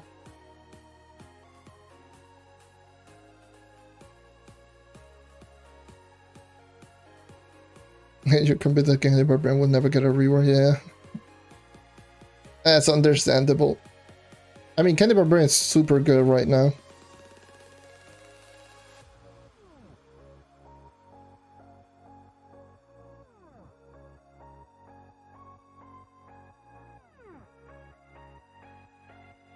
Maybe some changes to the class gem and the character would be just... What more do you need?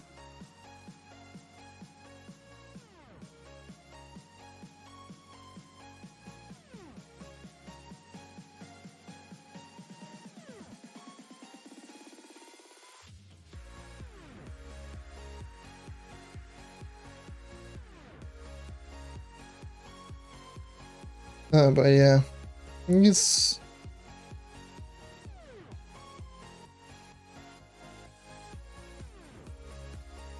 just rough. It's just unfortunate, especially because during that time period where,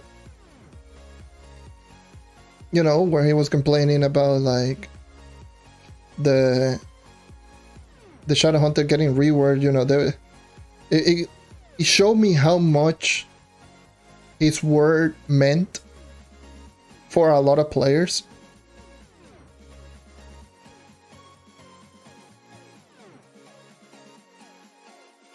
And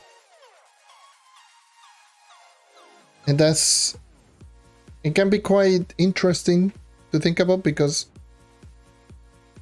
since obviously, like mentioned, it doesn't test characters a lot anymore. Maybe because it doesn't have time, or maybe lack of interest. I don't know what it is.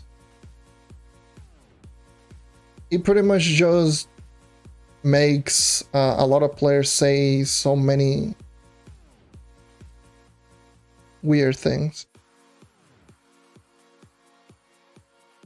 No, I agree. I completely agree. That's why I always say preference, opinions, do what you love what you do. Never, like, take it as opinions and take it as preference. That's what you do. That's what you like. That's why I always mention this is what I personally like. And when someone asks me, what do I think is the best? I don't know, because something that I think is the best might not be the best for anyone else. It's just what I like. That's completely understandable. That I don't don't take everything that we say as fact. Take everything that we say as an opinion that you should consider. That's it. Don't take it as, oh, yes, we are completely in the right, and that's about it.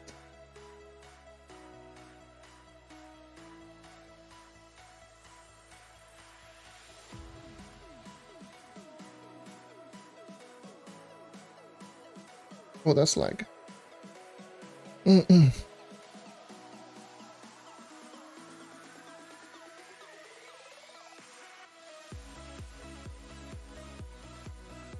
Is class gen keys still obtainable from... Yes, you can still obtain them from Power Gem boxes. You can obtain them for that, doing the weekly contest, or leveling up a character to level 25. Getting it to level 25 will get you a free class gem key.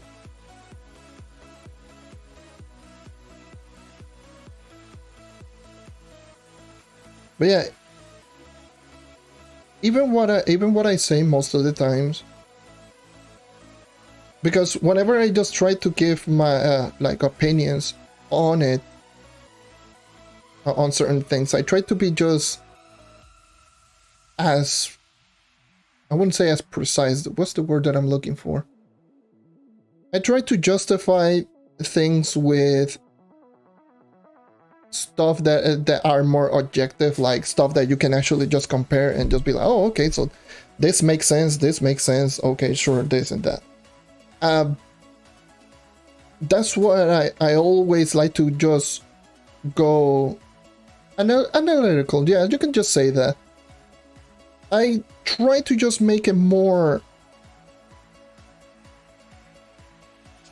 like, so that people can just easily compare from one thing to another character. That's why I always dial back to the numbers, so you can actually just see, oh, this is how they like these two characters compare from one another. This is how this character just feels. But at the end of the day, like I always will say, use what you like. You know, if a character, no matter if the character is good or bad, if you know how to use it, you're going to be better with a character that is not necessarily in the top of the game, but is just going to feel so good for you that it's going to work even better than any of those top tier classes. See? So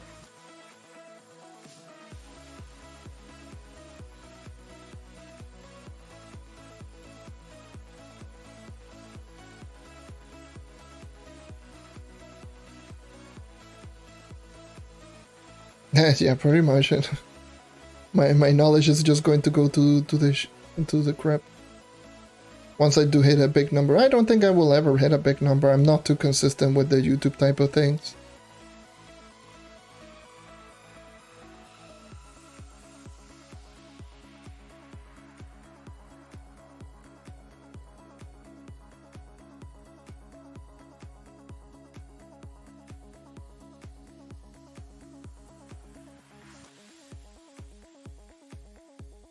It's what it is.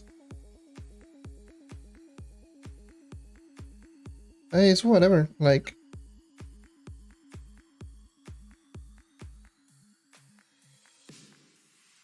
I just don't know, man. Like remembering all of this, it just reminded me during that Shadowy Spotlight time frame. It's like just remembering that and then taking into account like what is the tier list and just looking at Neon Ninja where it was. Like, oh boy.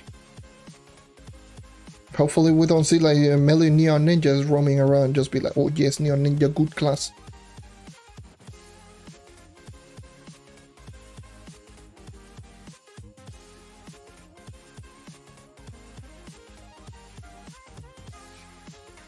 Yeah, I mean, it's a good thing. I mean, for the most part, none of the developers actually really do. Like, for the most part, the developers just give us the info, and the players are the one that usually decide the meta. That's usually what it is. The players usually just decide the tier list, usually decide all of this.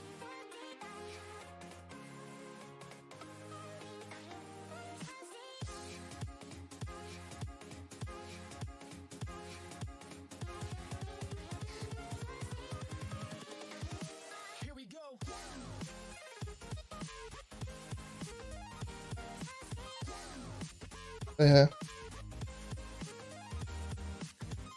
Yeah, drop rates would be nice. All of that information would be great.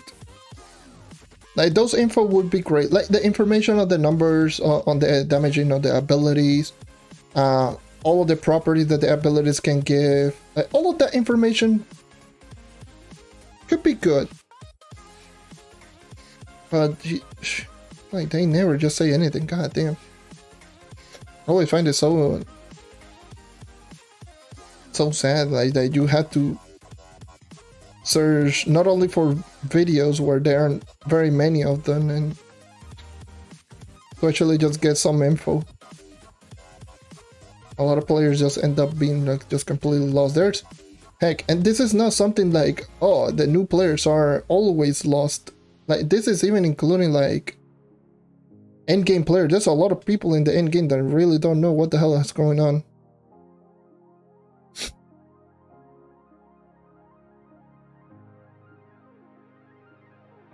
It would say some very uneducated guess, let's just say that.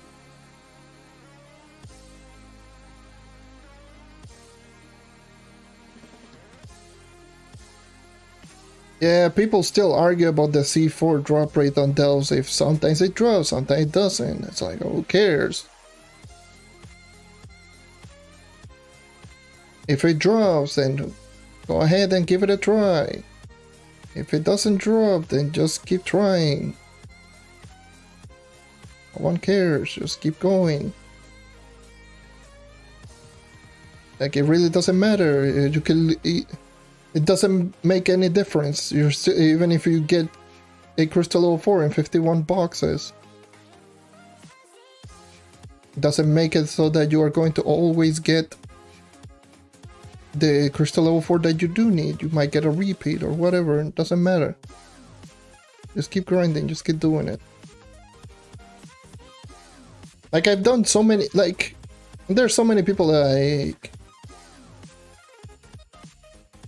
that haven't done the testing but just talk about it based on the opinions on other players. Like, there's way, and let me just tell you, there's way too many players that just talk, but they haven't done the testing or they haven't done anything themselves. They just talk because they've heard it for on someone else.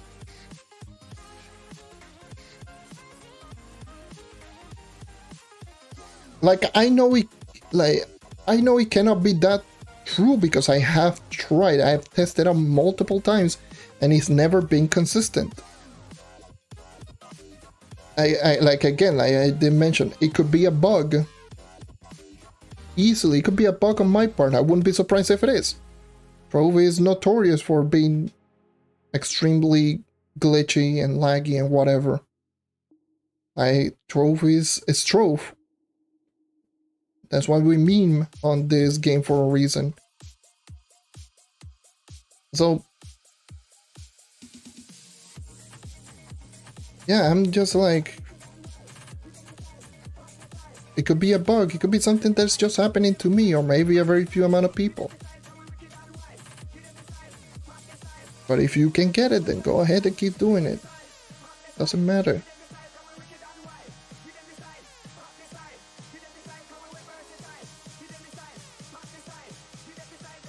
Trove need update. Hopefully that's...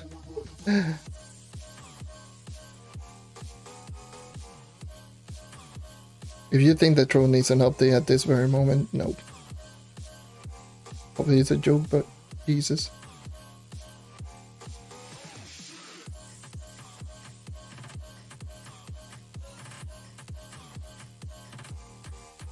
Yeah, I mean, I thought that we were going to get any news regarding, like, the next update last week, I believe it was. But we didn't get anything, so yeah, it doesn't matter. We got an event.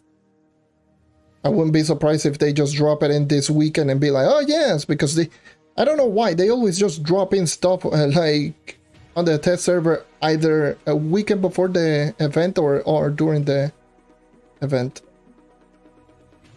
Yes, there is an event tomorrow, starting tomorrow, yes. The Gunslinger versus Dino Tamer event.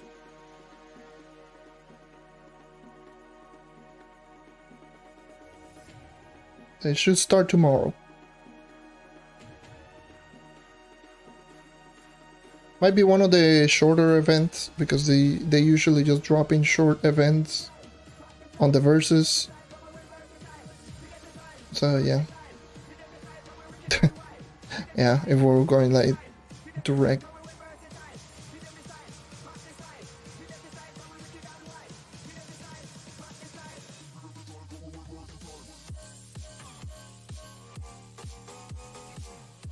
I would love the Bound Brilliance to be farmable, and not farmable like the type of lesser crystal, like crystalline caches, or not the crystalline caches, the Geodian cache, the one that gives you the crystalline cores. Those can grant you a Bound Brilliance, but they're so extremely superly rare that it makes no sense. They need to make it more common. Augmentation shouldn't be a thing that is harder than actually leveling up the gem. Like, it makes no sense then that's the case in this game. Like, the augmentation is harder than leveling up a gem. What? Augmentation should be a bonus, not something that it's like the next stage of progression. So yeah. Alright, yes, I forgot to change my tone. Actually, a good reminder, thank you. That's a good reminder. Ow. There we go.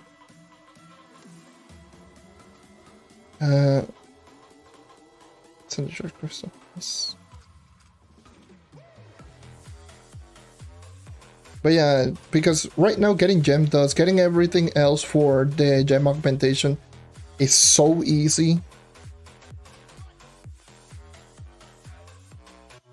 That would be great. I would definitely just power up all of my gem to 100% if they do that. If they just make Bound Brilliance just easily obtainable and easily grindable. But because I do have a lot of Bound Brilliance saved up. It's not like I don't have Bound Brilliance. Like my spars are running in like the 300 to 500, but my Bound Brilliance is 4.2k. Like, I do have plenty of Bound Brilliance, but it's like, which character should I go for?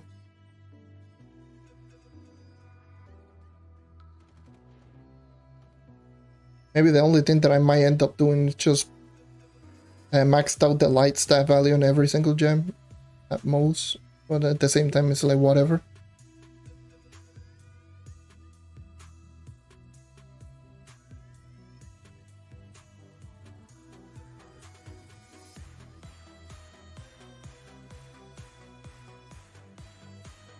Yeah, Vampirian should be farmable. I agree 100%.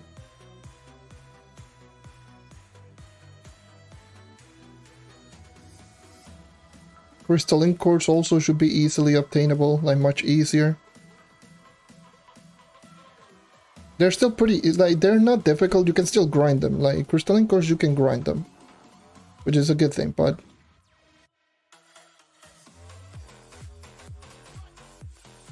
again, it's like the same as augmentation. Powering up a gear shouldn't be like a thing that would take longer to even leveling up gems.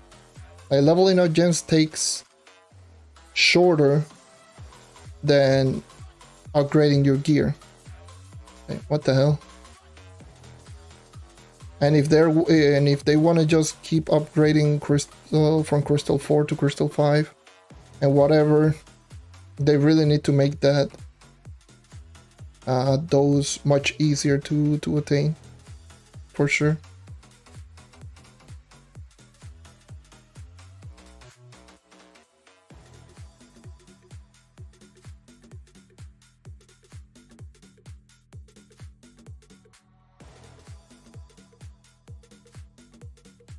Yeah, anyways.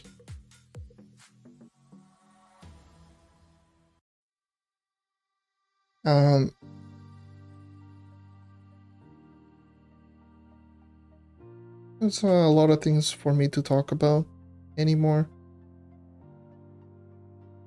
I'm just patiently waiting. Obviously, tomorrow I will do the event on stream, so stay tuned for that one.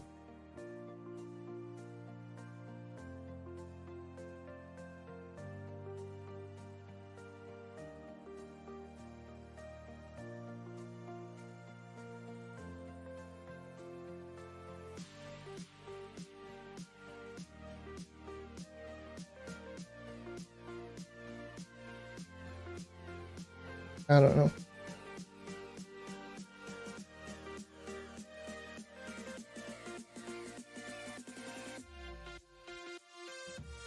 I'm just thinking also as well.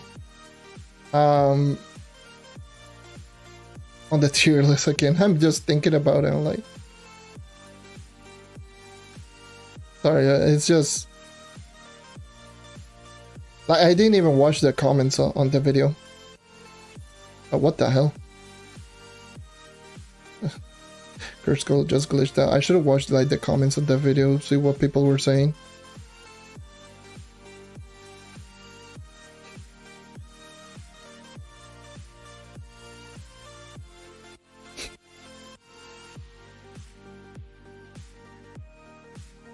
I'll check the comments after,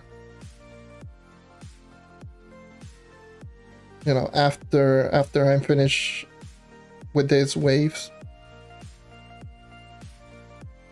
After I finish with this 5-star, I will check the comments.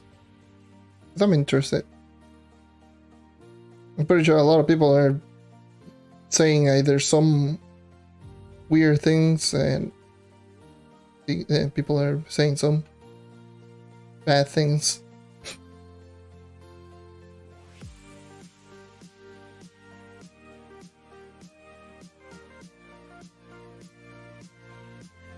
Because there's a lot of takes in regards to a lot of characters that makes you wonder, like, obviously what the hell? This game's so glitchy.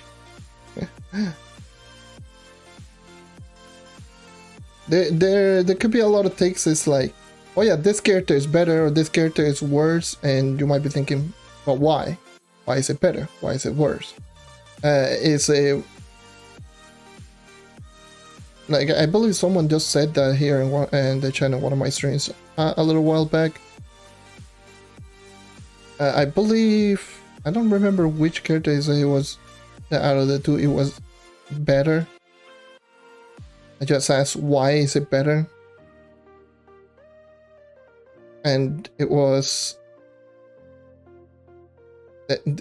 strictly just didn't give me an answer. I believe it was like Ice Age over Shadowhunter or something like that.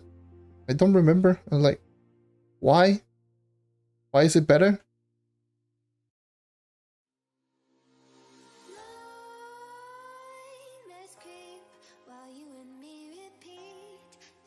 Why is it better? No, because it is. Okay.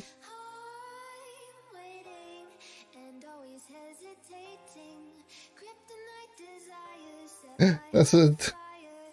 That point is like, you're not even necessarily giving me a reason why is it better. You're just saying it is because you think it is.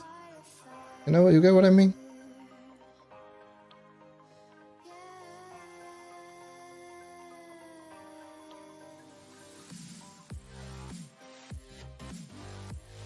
I hate it. Like, you could easily just say, oh, Ice Age is better because, you know, it's better at killing a lot of enemies. Even though it's not the best reasoning, but it is still a reason nonetheless. You're giving it a reason. Sure. Rather than just saying, oh, yes, because it is. Okay? Sure.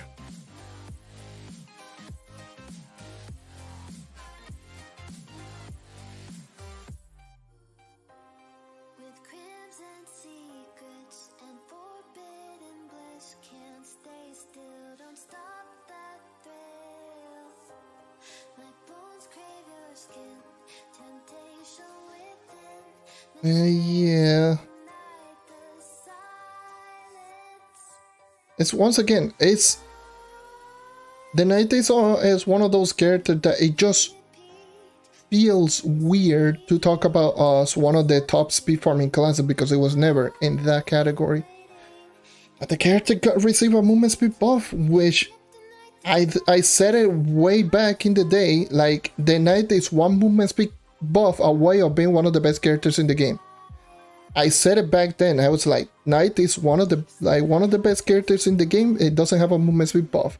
If the Knight gets a movement speed buff, the character will become one of the best in the game. It's because that's the only weakness that the character has.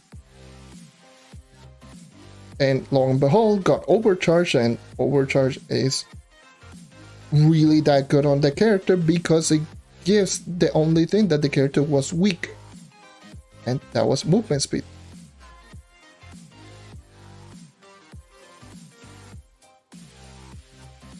Yeah, there's the glitch one.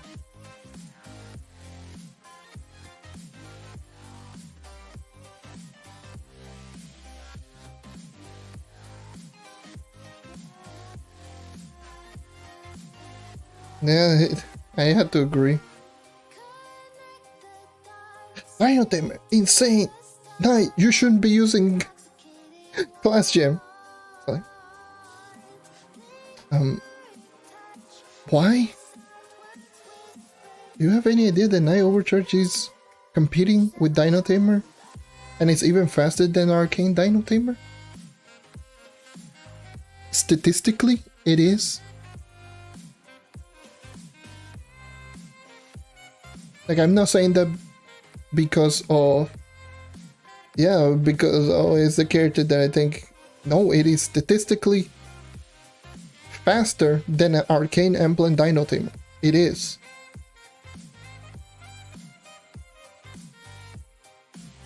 Heck, a Bard subclass Knight is faster than even Trailblazing Dino Tamer with Candy Barbarian subclass or something like that. It was before the Sunrise update. Now it's even bigger of a difference.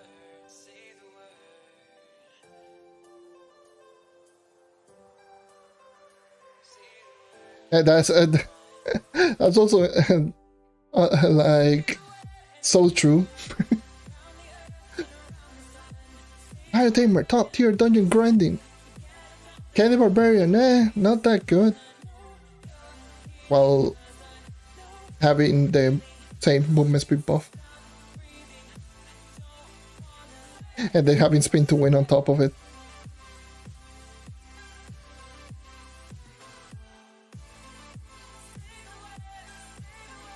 It's just weird. Like, I understand completely. It feels weird as hell. It feels super weird to put in Knight and Candy Barbarian on the top of the conversation for speed farming character, or the top of speed farming characters. It feels weird. I know. I've been using the Knight for close to 6 years now. I know that for a fact. It feels weird as hell just saying, oh yeah, the Knight is just good. The Knight is just good. Candy Barbarian is just good. Those two classes, I know they weren't the fastest character out there, but now they're good. They're just among the top of the top in terms of dungeon grinding. It's weird to say that, but that is truth. That is the truth.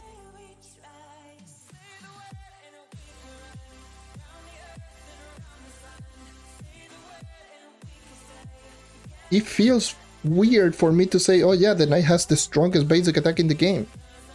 Or the best, like most versatile, not the strongest, but the most versatile basic attack in the game. It feels weird as hell for me to actually say that. Because all of the changes that the basic attack actually receive.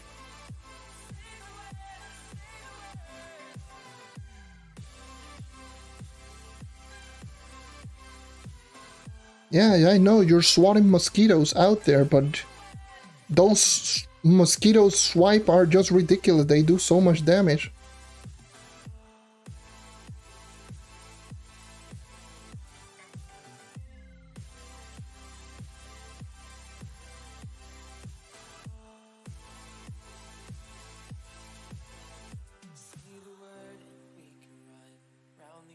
Just feels weird. It honestly just feels weird. But Knight and Candy Barbarian are the two classes that receive the most amount of buff outside of the Shadowhunter and Shadow Spotlight. And that's the truth. If you actually check the notes on both of the characters, like the notes are huge compared to most of the other characters. And in the case of the Candy Barbarian, it's even bigger because it doesn't say anything regarding the the passive ability, the buffs. It just gives a vague description. It doesn't tell you that it gives you a 30% physical damage. It doesn't tell you that it gives you a 40 plus movement speed rather than 20. It doesn't tell you that it gives you double attack speed rather than plus 100 base. Like, it doesn't tell you any of that, but hey, ridiculous.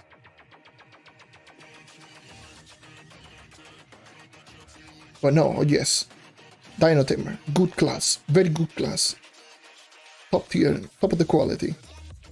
Basic attack, really good. 4.75 on direct damage. Yes, 4.75 on direct damage. And then you take into account the net. Yes. The net also does 4.75. But the basic attack is... Right. Let's call it spades. My basic attack, 4.55. Attacks much faster. And it has the passive ability. Not to mention, one thing that if we were talking about DPS, Knight could easily use via aluminium multiplication double beamer. Same with Candy Barbarian. Both characters can use double beamer via aluminium multiplication, which already negates all of the advantages that Dino Tamer already has. Didn't mention that, but you know, Dino Tamer needs to use cooldown reduction. Unless you can kill bosses in 24 seconds, which, fair enough.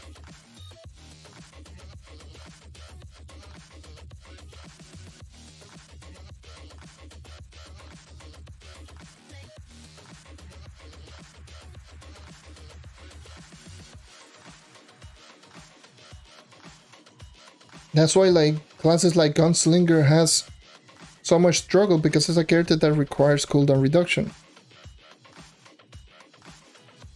It's not like a class that you can just use other emblems to make it work. Now you have to use Chronomatic Emblem and then Arcane because you cannot use Double Beamer, Double Evil Eye. Right, this is the glitch.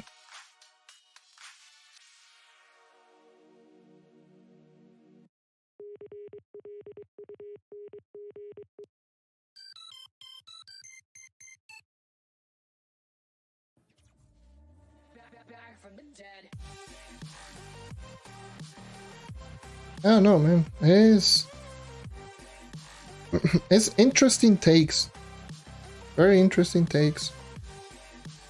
That's why, like, I did mention this way back. And I probably still stand by the word on it. Even though I do like the Dino Tamer a lot. Like, it's high up there among my favorite magic damage classes in the game. But I feel Dino Tamer is, right now, probably the most overrated class in the game. And let me just remind you that overrated doesn't mean bad.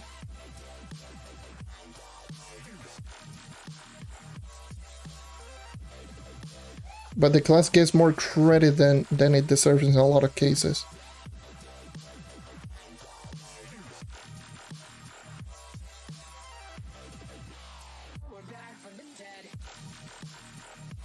So that's where I see it. Like, the class is good, but like, is it better than a lot of, like, so many other classes that quick, like, they can easily make an argument? No.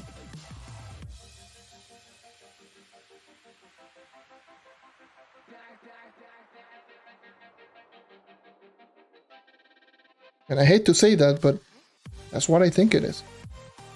I hate to say it. Because I love Dino Tamer. But there have been so many cases where that has happened.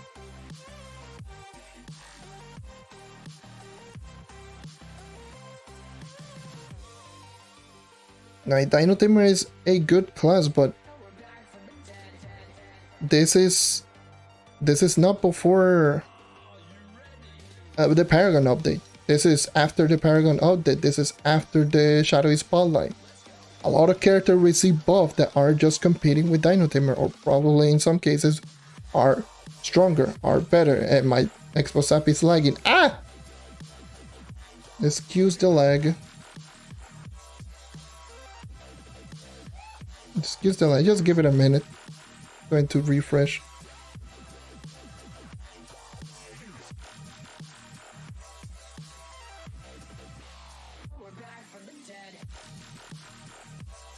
It's like the same thing with the Gunslinger. The Gunslinger is not necessarily bad per se. I mean, kinda is, but it's not because of the nerf that it received. It's mainly because all the other characters that it got buffed are competing or were better than the Gunslinger before it got nerfed. Like, the thing that just made the Gunslinger worse, it wasn't because of the nerf, it was because the character, like, only served one purpose, and a lot of the other characters could do it and much better. It's the same thing with Dino Tamer. Is the character fast? Yes. Is the character really good? Yes, but it's no longer like the second best dungeon grinding character in the game.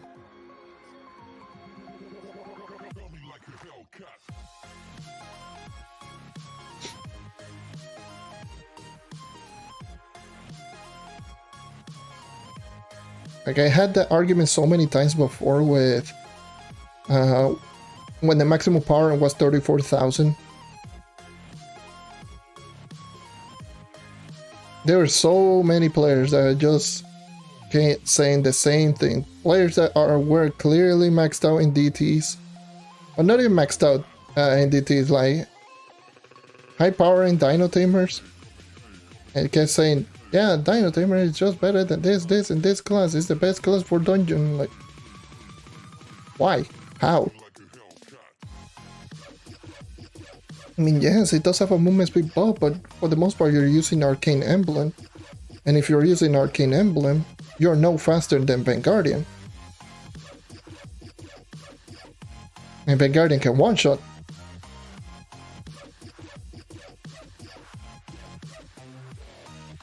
It's like, oh no, Vanguardian is terrible. Oh, Vanguardian is not that good. Dino Tamer is great. Oh boy, here we go again. It's always been like that, like in the case of Dino Tamer. Dino Tamer is in like in a similar position to Neon Ninja. To put it into like that. The character only will start becoming like outstanding once the AoE starts killing really fast. And my ult glitched out because I'm holding basic like an idiot. Yeah, I can probably just swap. I could probably just swap now to the knight.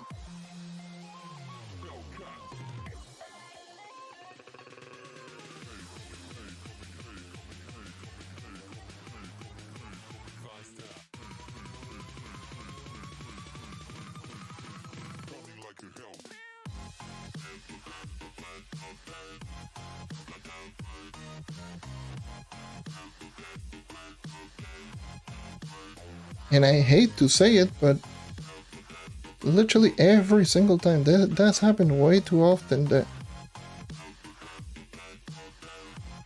That's why I labeled it as such.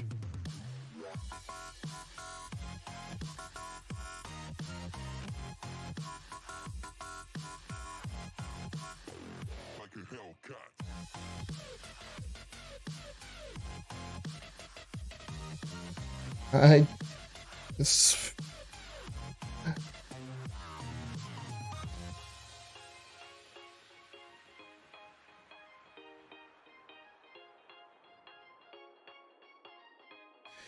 Yeah, Jesus, man. I don't know.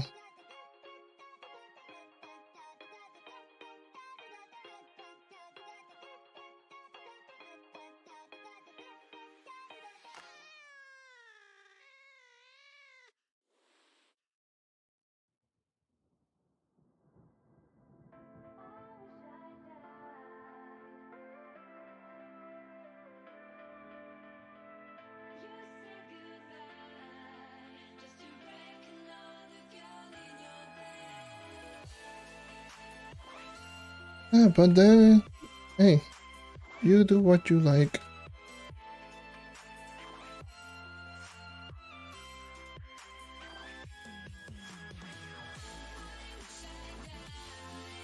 But yeah, that's why I usually, when it comes to those type of arguments, I usually just back it up with numbers. Well, I fall back onto numbers. I'm like, if we can just talk about one objective type of thing, we can talk about numbers.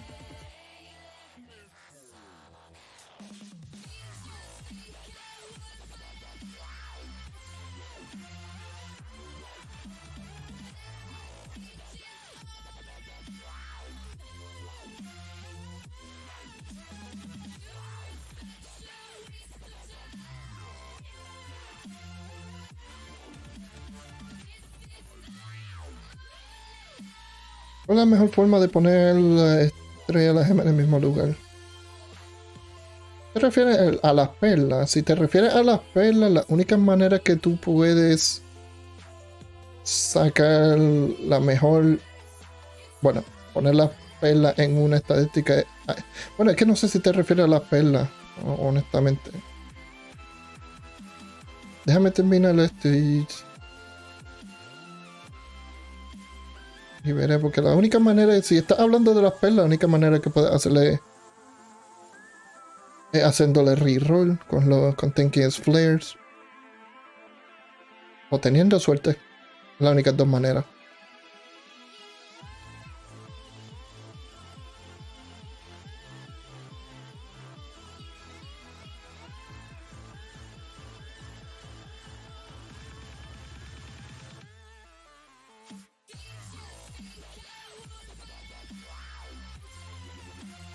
Alright, we're almost nearing towards the end of this 5-star. Good.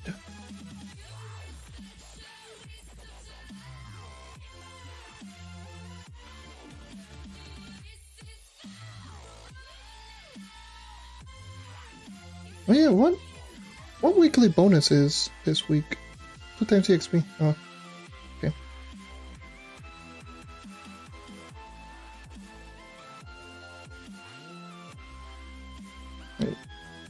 Actually, I didn't read that. No, former Dino Diamond Rating who switched to Lunar Lancer. Interesting.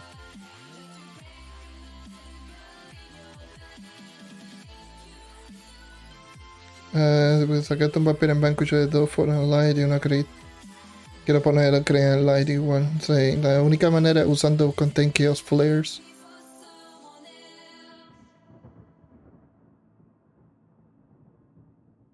La única manera.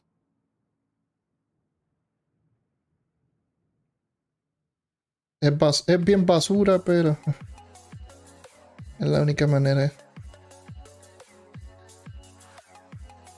Que básicamente el material que requiere 2 rerolls de la estadística. Y pues básicamente lo único que puedes sacar son 3 en la semana, 3 de eso. Eso sí, si no usaste los Lunar Souls.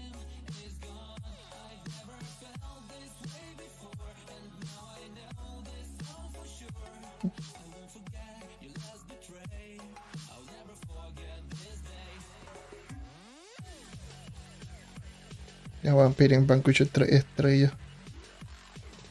Quiero eso.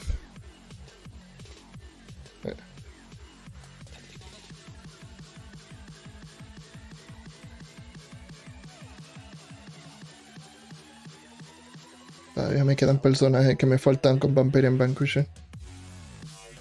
Que yo quisiera que tuvieran.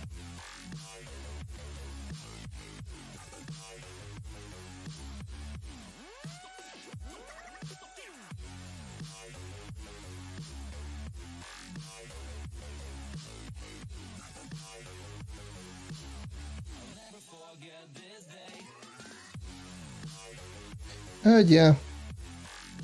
Anyways.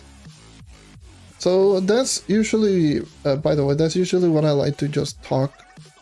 Whenever I do comparison to characters, I always, and keep in mind that I always will say this, I always look at the numbers.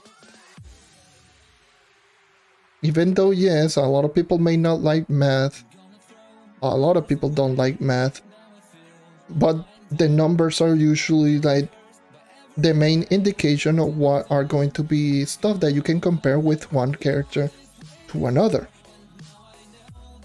Like numbers are the thing that will just allow you to compare one character to another. That's how I can compare like basic attack to another basic attack. Like for example, what I did with the not Dino Tamer, like the Vanguardian with the basic attack, the 40 KPR versus the Knight. Numbers.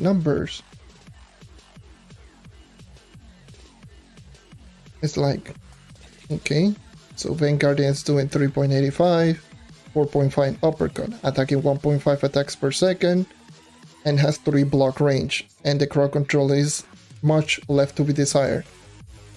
And then just look at the other character that has 3 block range, the Knight. Does 4.55, attacks 2.125 base attacks per second, has better crowd control, so it's faster, stronger, and does have better crowd control with the same range. So which of the two are better? So that's how I compare things. Which of the two basic attacks is just better? One The Knight of the Vanguard, obviously.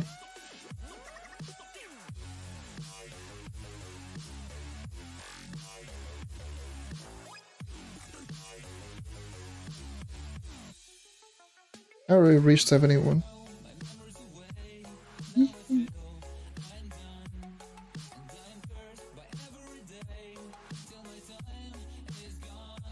Yeah, I could do the same thing with Dino Tamer versus Knight. Dino Tamer ultimate ability basic attack is 4.75 if you do hit directly.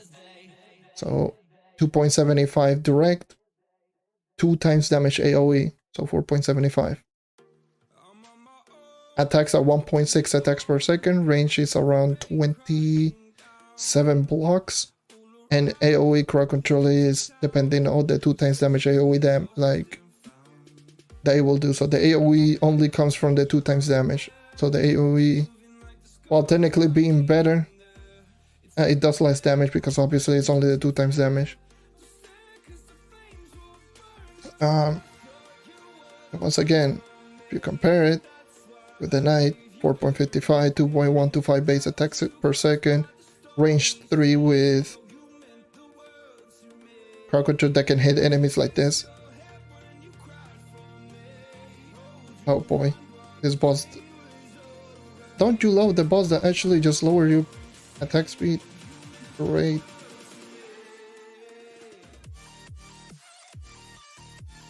That's the only drawback.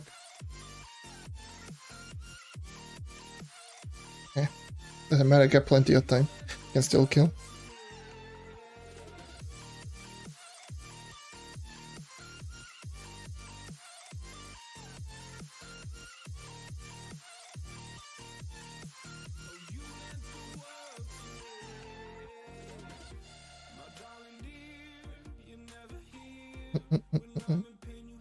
But yeah,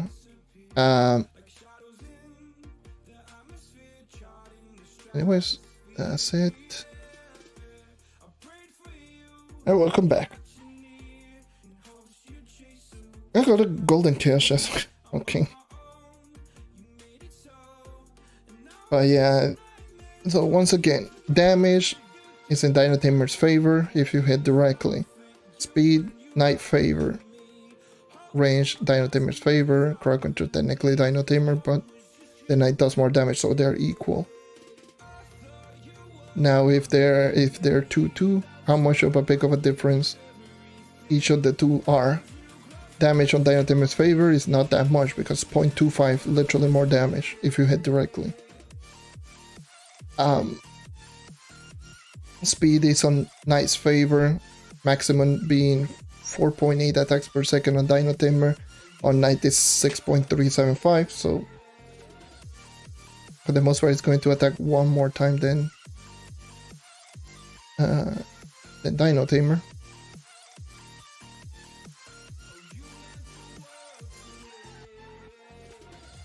And range obviously is in Dino Tamer's favor, it's not even close. And yeah, it's just whatever.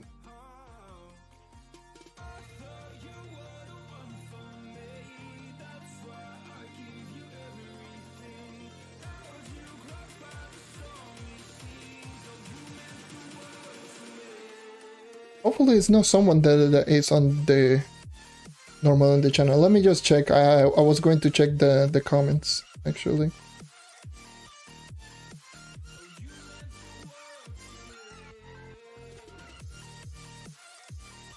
I was actually going to check the comments.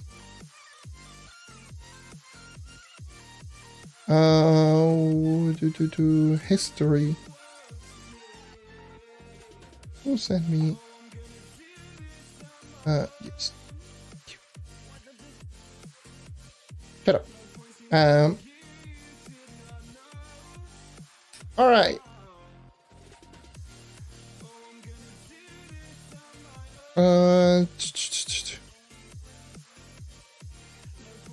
Let me just put this over here. Let me do this real quick.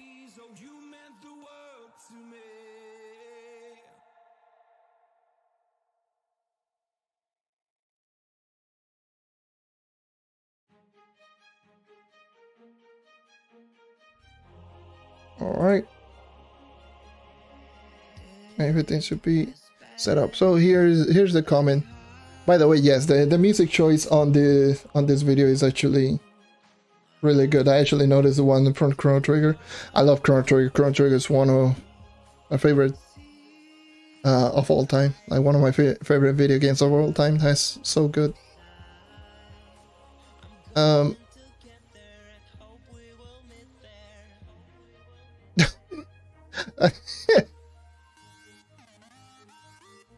Gotta love it, Vlad.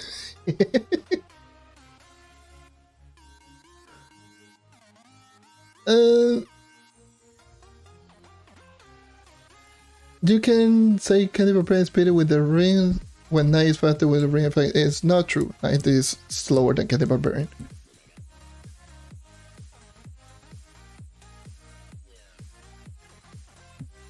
Let me just take this into account. Knight is good because it's consistent. It's like Knight is fast because it's consistently fast. It's not that it is the fastest character moving. It's just that it maintains that movement speed really high. Like you can just maintain that because overcharge is no cooldown. You get momentum building is super good. Maintaining maintaining movement speed buff is just really good. So let's just put this into perspective. Yes. Yeah, which is not true. Spin to wins 50%. Heck, not even without the 50% movement speed, Candy Barbarian can still reach higher movement speed than the Knight with passive. Because plus 40 versus plus 25. But obviously Knight is extremely consistent. So that's why it just feels faster. It's just super consistent. I think the Lunar Lancer should be in A tier because it has the damage and has the most base movement speed. That I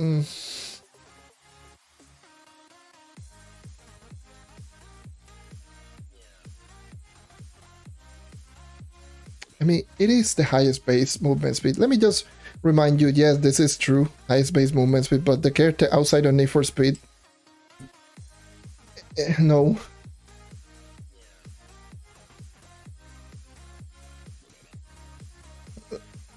Lunar Lancer A or S because for boss killing use buff is old, and the number 2 ability just auto attack. That is true. Lunar Lancer is much stronger than people make it out to be. So, look at this.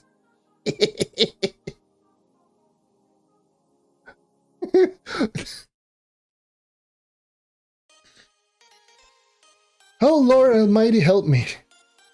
Oh Lord Almighty, help me. Oh Lord Almighty, help me, give me patience. Oh no. No.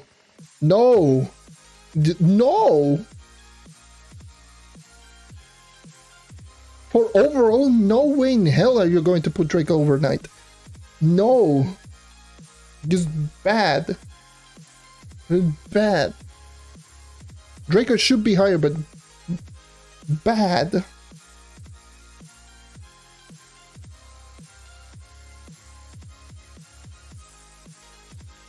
So here's look at the character respectfully. Best all-around class: Ice Age Alliance, Shadowhunter, Knight, Draco, Red Tomb Racer, Lunar Lancer. Candy Barbarian should be higher. Or do you forget Candy Barbarian? No, Candy Barbarian should be around here as well. Candy Barbarian, Knight, again, if you put the Candy Barbarian high, you should put the Knight high. Both of them are neck and neck right now.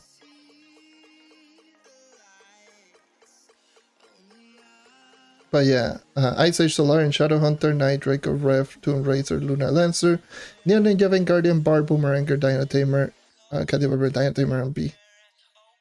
Some people are going to get triggered.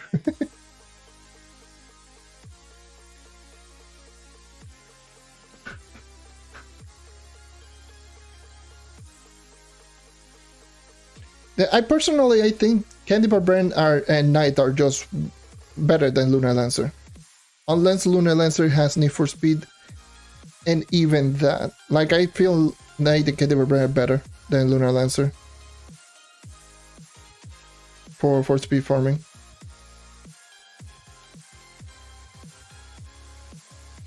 Because again, outside of Need for Speed, Lunar Lancer really doesn't have anything overnight or Candy Barbarian. It really doesn't.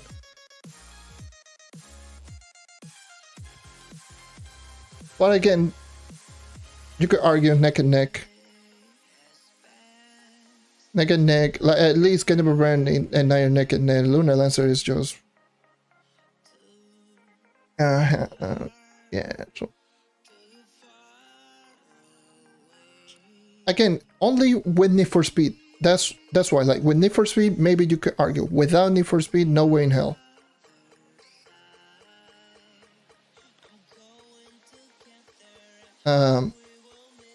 But that's the only thing. Like Luna, let's say, it's because that Need for Speed is ridiculous. The only thing that the character has is it's just that 85% movement speed is just so dumb. But the only thing is just sometimes it becomes so uncontrollable. But yeah. But yeah, that's even without, like, also taking into account without ring effect. Like if you take into account without Need for Speed, without overcharge, and spin to win, Knight and Candy Barbarian is just strictly better than Lunar Lancer.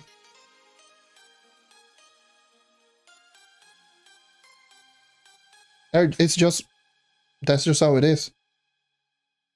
Because Candy Barbarian already has a beat in movement speed. Lunar Lancer's base movement speed is only plus 16. The basic attack on the Lunar Lancer is not that strong, and it doesn't have really good instant cast ability where the Knight and Candy Barbarian does. Speaking of which, hold on. Let me just check something, because I forgot. Yeah, I do. Hold on. Oops. I mean, I'm still in the Thunder Uplands world. I didn't even realize I could have easily just got deleted. Anyways, I'm just going to read out the comments right here with this screen. Also, still, by the way, yeah, I love how this turned out. Also, pretty cool. Anyways, let's just move on. It's the first ever tier list. Okay, so he said, hey, my first ever tier list. What do you guys think? This list is focusing on best overall class, so a class that has to be good at speed farming and bosses to get higher on the list. While you might disagree where I place the class, that's the fun of it, because some classes might be higher or lower on your list. Don't worry, the votes are in, and we'll definitely have more tier lists in the future or Trove. But for those who focus on more specific ranking, like fastest class, etc., where the list will be very different from this one. Okay.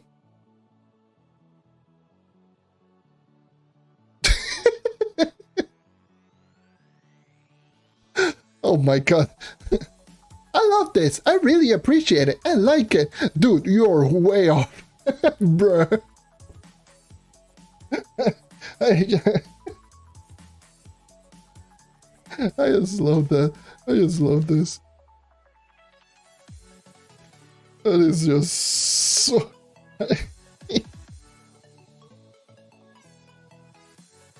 That is so unnecessary. There's some kids that were just so necessary. Alright. So he says, do your way out. Someone asks how.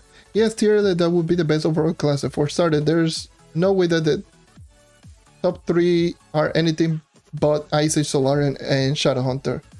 These really are your top classes. The one that do everything from Dungeon Grinding to Delves to Leviathan, all fairly easy.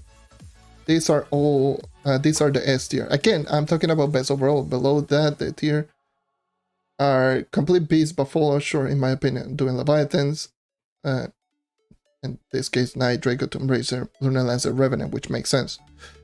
But if we're going on to that, then I mean, the thing is with just doing Solarian for a tier list like this one and just put it in the S tier. The character is so good at just bosses. When it comes to dealing with bosses, damage and everything, good. But the other thing, like when it comes to dungeon grinding, the character is really like below average. And so that needs to be just toned down a little bit peg. I mean, I don't disagree if the class is S tier because damage is so dumb. But at the same time, it's like, if we're looking at the character that just can't do everything but something like Leviathans, it's like Knight, Draco, Tomb Raider. Draco can do Leviathans. Same with Tomb Raider and Revenant. Like all those classes can do Leviathans, but they cannot, like they are below average, like some of them. So, I mean, if we're going based on that logic, then obviously Solarian shouldn't be in the S tier. But it's what it is, I really don't care.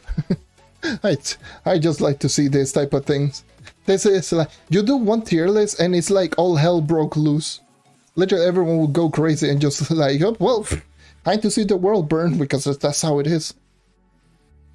But anyways, below that A tier, okay, below that B tier, there's the middle of the part, which are classes that really excel in one thing. Another class like Neon Ninja, one of the fastest classes. Vague Guardian, Bar Boomerang, Dino Tamer, Candy Barbarian. Candy Barbarian should be in the A tier, but hey, it is what it is. Fate and Fate Tracer tier 6 classes, in my opinion, include the Pirate Captain, which I play on occasion, and Chloromancer. These two are pretty lame, even though they can do a lot of damage, finally. Finally, sadly, D tier is Gunslinger, where they're gonna like. It's not D tier, it's the Gunslinger tier. Pretty much. D tier is essentially the Gunslinger tier. Pretty much, the Gunslinger is on a tier on its own, but below. That's just, that's so wild. Damage Spirit has low fall, it can be really helpful in boss head, but outside of that, this mechanic will slow you down too much. Well, there may be a class that, or you can be switched between A and B due to personal preference. Tier S, the top classes are reserved for Ice Age, Solarian, and Shadowhunter.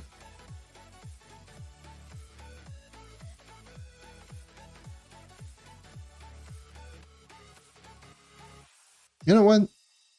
Let's just say screw it. The only class that should be in S tier should be Shadowhunter, and that's it, because that class is dumb. And that's it. Any other class, A tier or below. Whatever.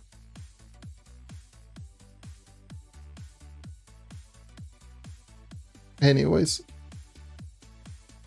And so this one to say, I personally would put the Pirate Captain in B tier and Fate Trickster in C tier. I was also surprised that Gunslinger is in D tier. How the hell were you surprised that the Gunslinger was in D tier?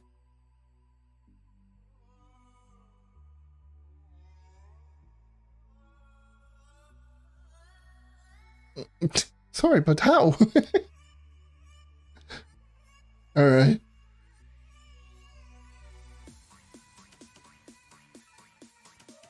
My Lancer is 42k PR with very badly augmented gens. However, the base damage, physical damage 600k, has 3k crit damage. How? 100% critical hit. Why so much crit damage? But well, 10.4k life, absolutely shreds in over 10 Leviathans. Can easily solo them. Again, take it into account because 42k, pretty much every single class at 42k can do really good damage against a Leviathan. But hey, it is what it is. But like Lunas is good. Pretty good, it can do pretty good damage. Once I max out fully augmented gens, I'm predicting my base physical damage will be over 700k, probably not. So I don't agree with your Luna Lancer placement, but that's my opinion. Okay? I'm reading the comments on the side tier list video. By the way, I like reading over here just to let everyone know. You can just check the video for yourself and just read it out. I'm just going to be reading out some comments. I can live with an A tier considered the on Ref. I can live with an A tier on Ref considering his passive can be helpful as well as to a certain degree. Now it's helpful in every single content, like Revenant passive is dumb. But hey, Vampire Banqueteer is a thing in this game, so I mean, you can just put it like that. Anyways, Leiji, trust me when I say that you made a huge mistake on Lunar Lancer.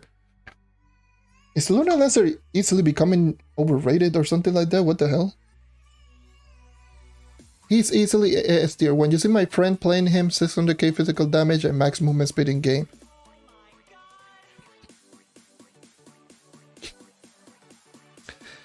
Draco should be B tier. You don't need attack speed, so you can go for movement speed on your style, and it's not really lacking in terms of speed. Like, pretty much you can go movement speed on every single class. That's just me.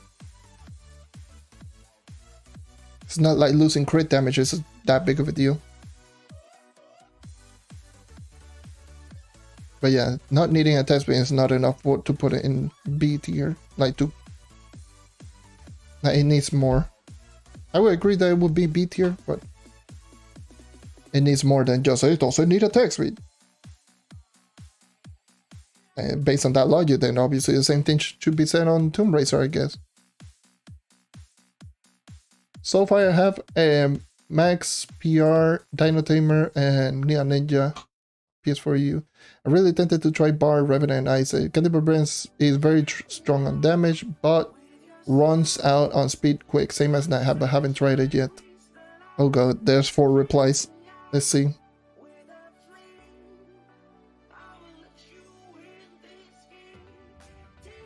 Okay. Okay. Nah, nothing really big.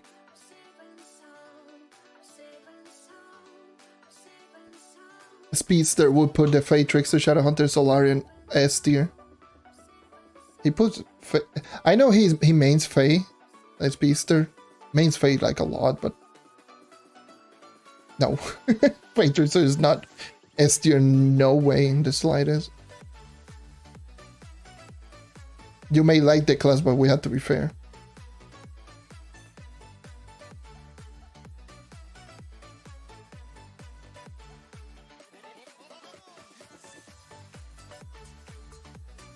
A Fae Shadowhunter Solarian S. Look at this. Fae Shadowhunter Solarian S tier. Lunar Lancer, Tomb Racer, Ice Age, Bar, Dino Tamer, and Draco on A. Neon Ninja, Revenant, Chloromancer, Candy Barbarian on B. Pirate Captain, Gunslinger, Vanguardian, Boomeranger, and Knight on C. Goddamn. And none of them on B. Like putting the Gunslinger in the same realm as the Knight, I'm gonna slap you.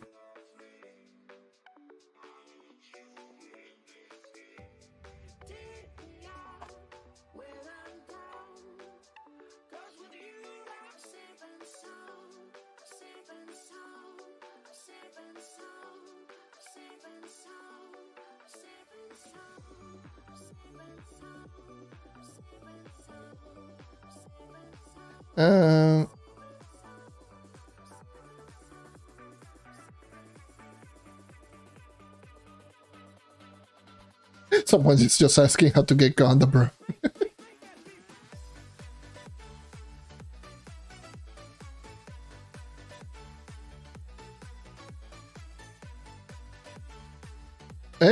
Someone. Oh, I love watching these kinds of takes. There's so many of them. Just makes you like question like, why?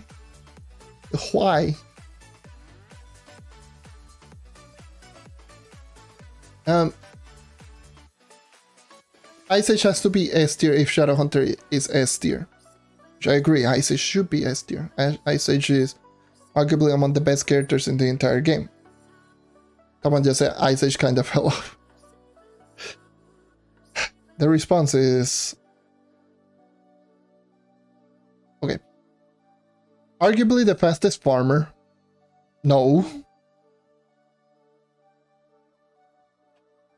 Great boss for boss killing. No. I mean, only if you have a multi-stack, then yeah, maybe, but no. DPS is among the lowest in the entirety of the game. Well, not the lowest, but below average, definitely. You need to like essentially double stack ult with chill out and maybe becomes pretty decent, but for boss killing it's good only because it's range. And the DPS can be quite consistent, but it's not high.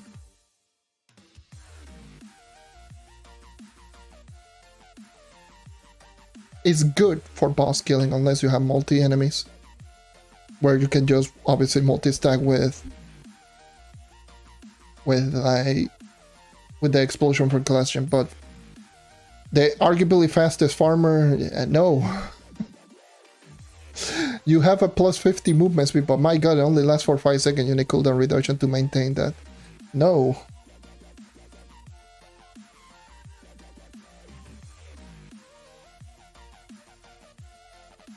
Good, but not that good, Jesus. And that's just pretty much all of the things. Once again, this boils down to like the 90 is for a lot of people super weak, which is so surprising.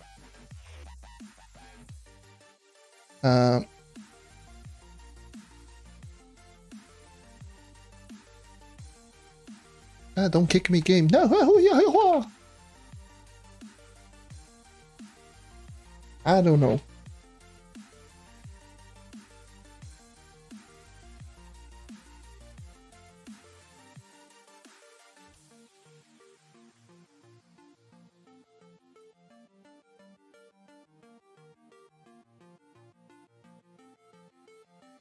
Ain't no way that a character that doesn't even need to kill an enemy can just reach this type of movement speed and like a 189 without like any killing enemies or missing paradise, missing ally buffs. Probably didn't even got the other trigger, the Papillon Banquet. Sometimes it does that. Did I?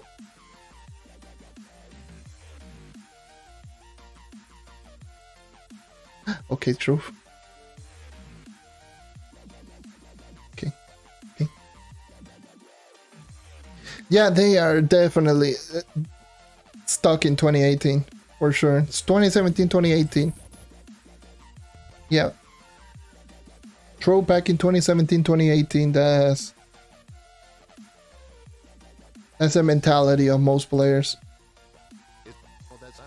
Again, it feels super weird to look at characters like Knight, Candy Barbarian, all of those characters just being super good in speed farming, and then looking characters like, you know, stuff like Dino Tamer, Neon Ninja falling off a little bit. It feels weird, but hey, it is what it is.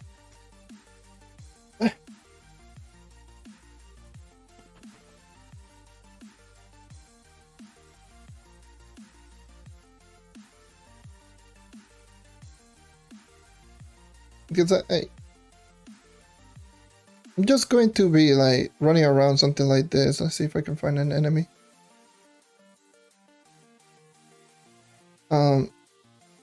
Yeah, when a lot of people say, oh yeah, you need dash, they usually just run around like this. Or dare I say they run around like this. Oh yes, I need the dash. Yes. Then they need to just run around with the dash. Yes.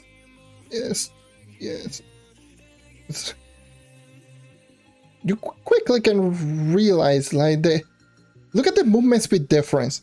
Once I start just proccing my movement speed buffs, look at the difference in movement speed. I'm just running around like this. It's like a dodge. Like, there's barely any movement speed increase.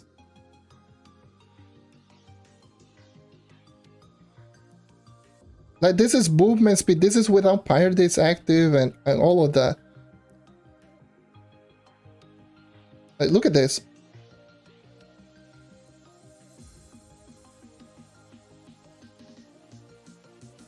I always remind like everyone, like the movement speed is set. Like the set movement speed, you know, it can be quite good, but it is. But when you are comparing that dash with the flexibility of being able to do this, and just kill enemies. Oh yes, I have movement speed buff and just maintain all of that movement speed buff. And I forgot to put in my bombs, but hey, whatever. And yeah, okay, hold on. Let me just put in my bombs and let me look collect first.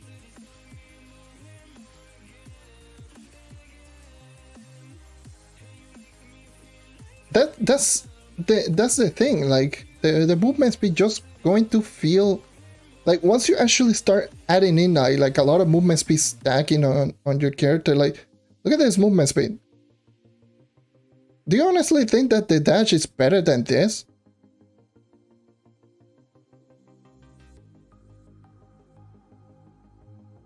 I don't think it is better than that. And oh, someone's complaining this 5. I'm going to steal your 5-star. Gimme.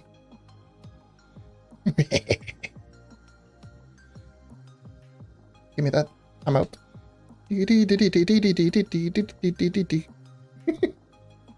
how's it going? So yeah, it's whatever, man. Like I really find it so interesting, the fact that people still think that dashing away with your knight is still better than just Spirit Squire. Like the amount of control that you do have with Spirit Squire is just way better. And the fact that you can just add in all this stuff, you know, it makes it, you know, so much more consistent. That's the thing that makes this character so good. Is consistency. You take that away, you essentially are making the character not that insane.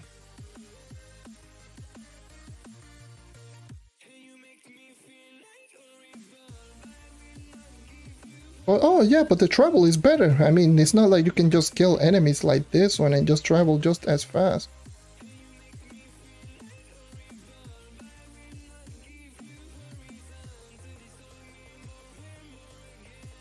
It's not like you can just go into it like this and by the time that your movement speed buff runs out, that you can just easily reach into the dungeon. That was a pretty far away dungeon, this one. Like the travel speed is not as bad as people make it out to be, but no, people are just so stuck in like 2017 where you run around with goddamn Gondas every single time. Oh yeah, Ganda is really good because infinite jumps.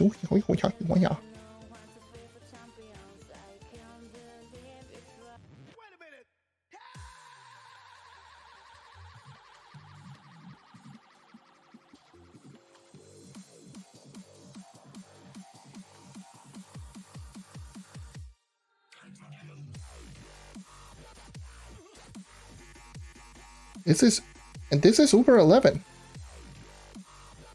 Characters making Uber 11 look like a goddamn joke. You stop camping in a corner.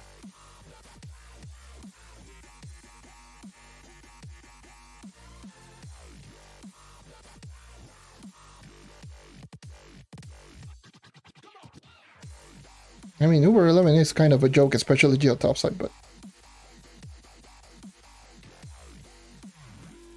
it's not like I wasn't killing fast when I was 42, when I wasn't maxed out.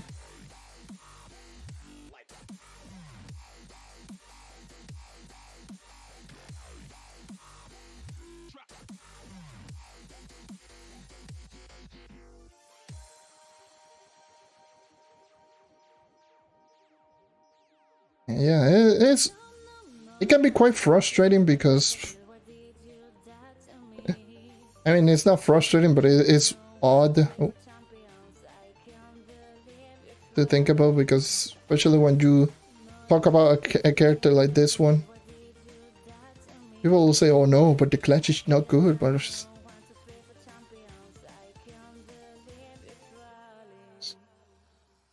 Yes, I definitely had this character in the C tier. This is a C tier level class. A class which is not fast. Ow!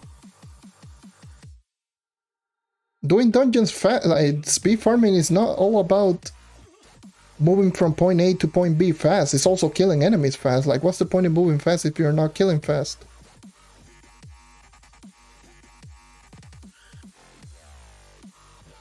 That's why Neon Ninja never was a good early game character, despite moving really fast. It's just like it doesn't kill fast. Unless you're one-shotted, you're not killing fast.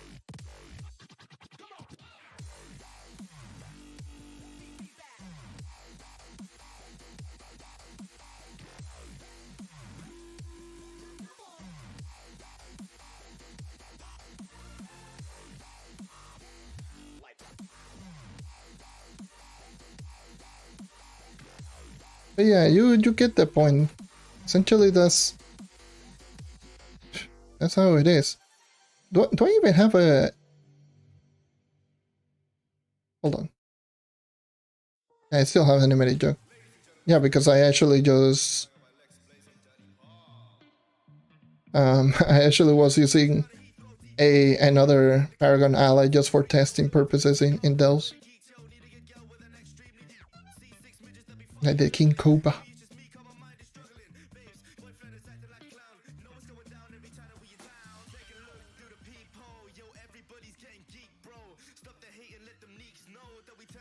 Yeah, that essentially was what made the Neon Ninja so like unique. It just moved fast and everything just relied on that one shuriken, but that one shuriken dealt a lot of damage. And if you don't one-shot with that one shuriken, you are not killing fast. But no, they were people just... I still remember some of the people argument, oh, but you could use the Neon Ninja with a martial basic attack build.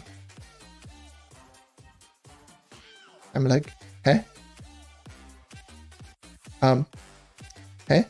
This is before Shadow Spotlight, huh? You said what? A basic attack build Neon Ninja with martial.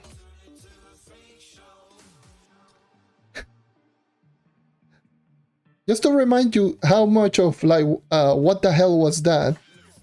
Pre-patch Neon Ninja with martial emblem active dealt the same damage as the knight without martial. So in other words, you're telling me that, oh yes, that's like killing with the knight without martial emblem. So yes, it justified that to be a good like early game character or like a much better character.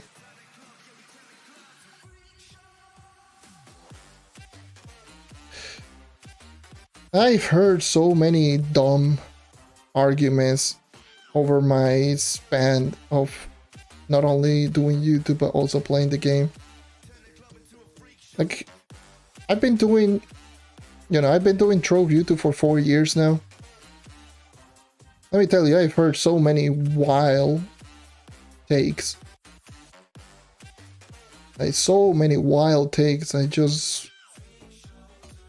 makes you question, like, what the hell are you even on about?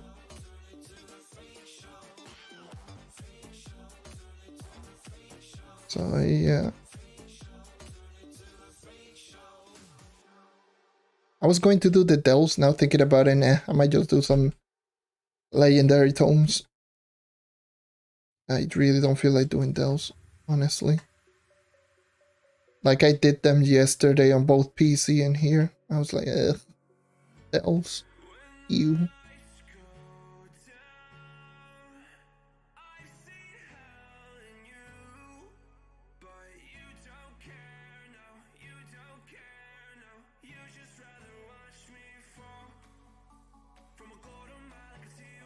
You know what? Now that we're on the topic of just talking about certain characters and time frame and such, let me just give you a little bit of a story on why I personally like and respect a lot on the Candy Barbarian. There's actually a very interesting story behind it. And that was the closest character for me to actually change from Knight to another character was Candy Barbarian. And that was years and years ago. The Candy Barbarian was the closest character for me to actually just swap main. And I didn't do it because I'm stubborn and I wanted to use the Knight and I wanted to prove to be, you know, the Knight player. I wanted to do that. That was my whole thing. But this is like back even before the rework on the night, like back before Adventures of the AI. When I was just powering up certain classes, I actually was using the knight, and then I just started using the Candy Barbarian. And then I just noticed that the Candy Barbarian was just absolutely ridiculous comparable to the knight. The Barbarian was just doing that much more damage on base, it had more damage by default. The ultimate ability felt like it was always one-shotting. And the character just felt good. So I was like, damn. This character, I like this character. I think I might just power up this character because it just feels better to run around. But that's when my stubbornness just decided, you know what? No. I'm sticking with this character. I'm sticking with the knight. I like the character. Maybe there's some potential that I haven't seen it, which there wasn't necessarily one. Because back pre-patch, pre-Adventures of the Night was kind of rough. Hey, I thought that YouTube was just done with the bots. Hold on. Thank you, bots. Get the hell out of here. I thought YouTube was done with the bots, but no, apparently not. YouTube is still being broken as hell.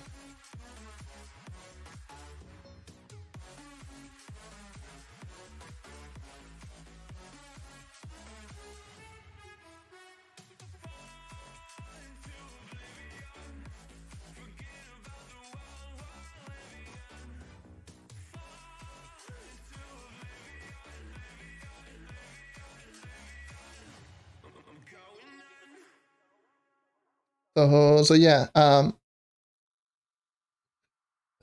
was going to change into the Candy Barbarian back then, and then I was like, yeah, I'll switch to the knight, and I'll just keep using the knight. There is some potential, I guess.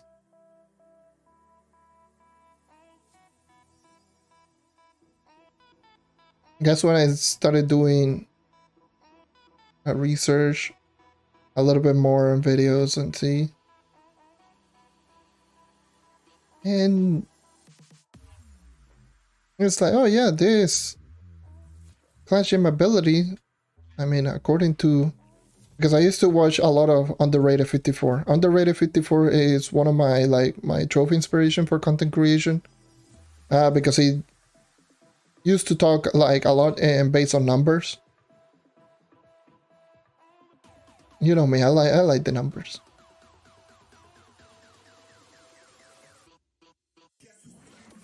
And I did talk about like the Clash Gem ability that it used to do 8 times damage coefficient.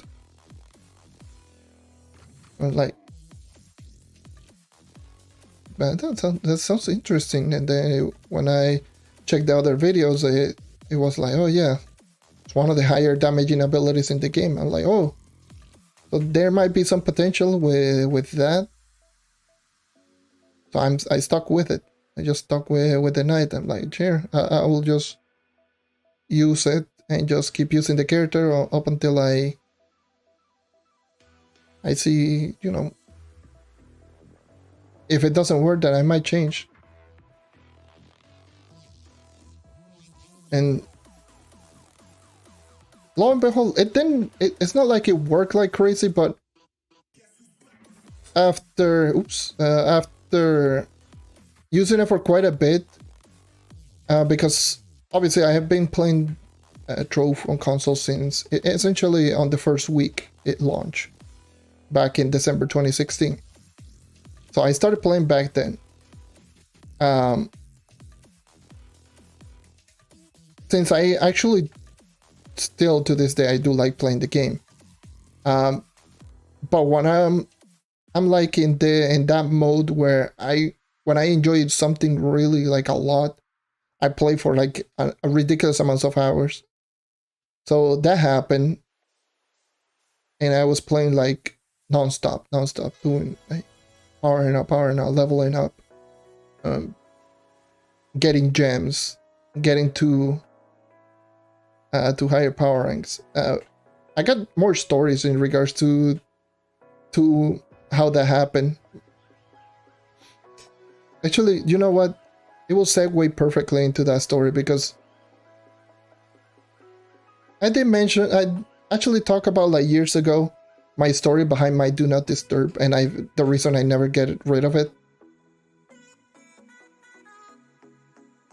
This is a reminder of a story or something that did happen to me multiple times, so much so that it almost made me quit this game. And not because I didn't like it, it's because of the amount of toxic people that just kept making the game not enjoyable for me. And those people are pretty much, I would probably say those are the reason I much prefer to do stuff on my own as well, actually, now thinking about it.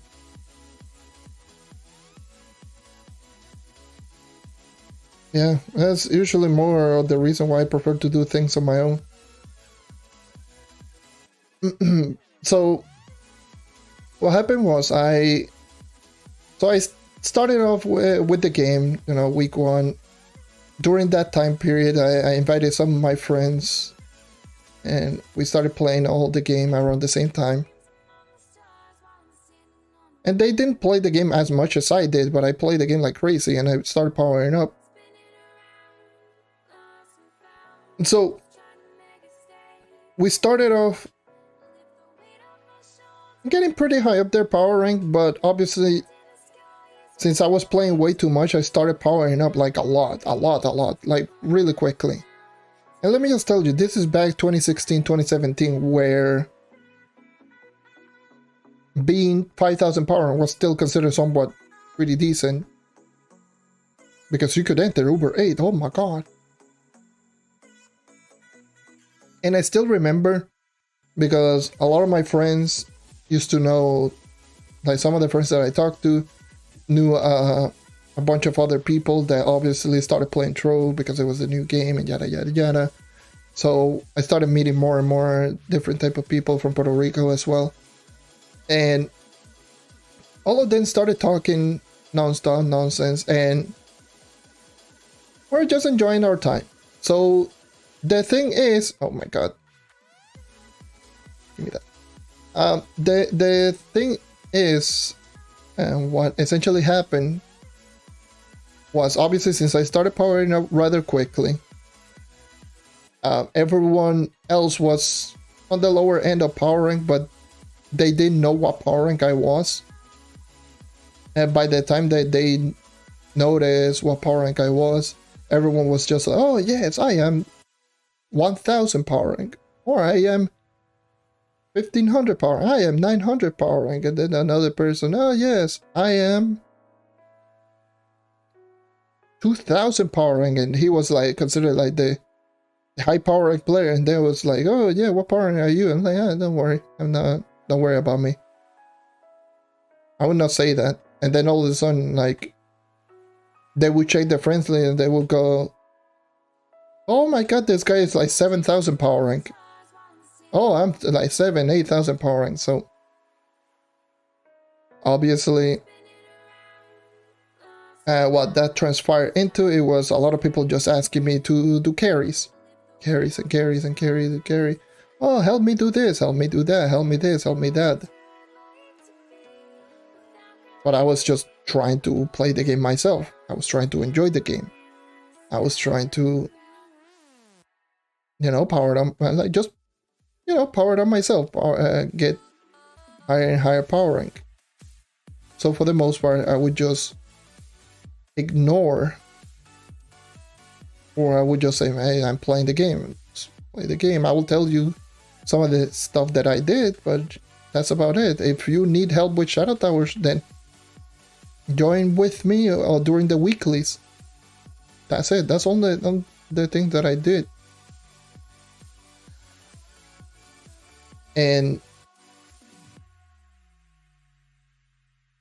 when it started becoming out of hand, was way past like when I reached like 10,000 power rank, 11,000 power rank. I was doing over 9. Jesus, I'm doing over 11 now, but over 9. I was doing over 9. And obviously, I started doing the elemental worlds first. I believe I started with Fire World as my first elemental world, and I would do Fire World. I will try to just grind out for stellar gems, and keep in mind this is back when you could still get 0-star gems. That was fun. 1 stat 0-star gems. Oh, that was horrible.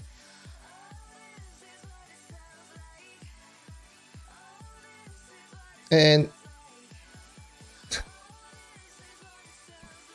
so I was just grinding, I was just powering up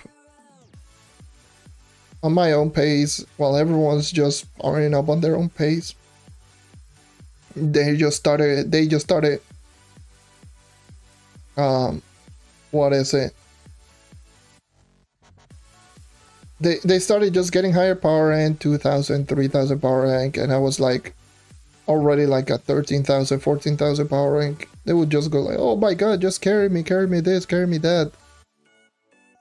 They would go and just send me messages all the time on either clubs or from Xbox messages, just telling me to carry them during the weekend, like during any time of the week, because they haven't done the Shadow Towers. And obviously back then, Shadow Towers, you had to do them on a specific day to actually just get the Lunar Souls and Titan Souls.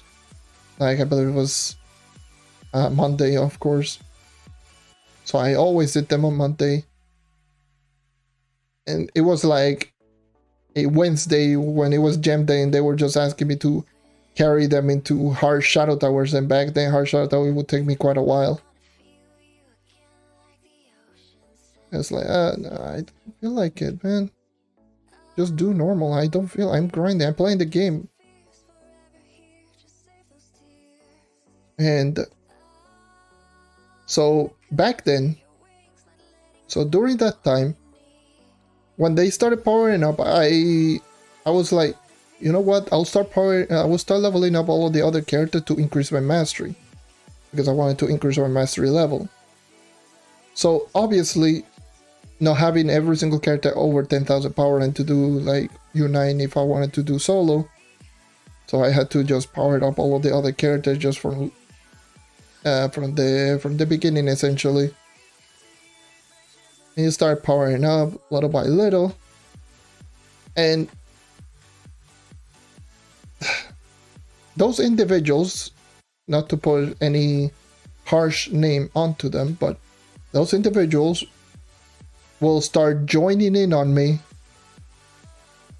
and started leeching dungeons where I was just struggling to do dungeons on my own. I told them, hey, can you help me out?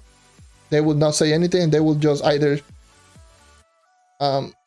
leech or leave if I didn't do anything without saying a word. And I will just tell them, hey, if you're joining in on me, then at least help me out. And I said, you're strong. I was like, yeah, I am strong, but not with this character. I need, like, it would be nice if you could help me out. You know, if you're going to join in on me, then at least just help me out rather than just leeching off on me. They will just ignore. I'm like, okay, sure. You're going to keep acting like that. You're going to be an asswipe, and I'm going to search for the do not disturb command, and started putting in the do not disturb as soon as I log in. And I would just play every single time. And they will just tell me, oh, stop going with do not disturb. Stop going with do not disturb. Why are you going to do not disturb? It's like, because you guys are leeching off on me and you're not helping. And they will be like, oh, yes. I will play, like, if I see you online, like, doing Uber 9, I will join off on you and, like, good luck. if you join in on me, like they will sometimes see me just logging in, like going online, and you know when Trove you log in, you get essentially like the welcome screen, which back then it will tell you like the your like the daily bonus, essentially the whole calendar, the event and such. It was completely different, but it will just tell you that, and it will just take a little while for you to actually just get that off. During that time frame, they would just join up on me in my own club.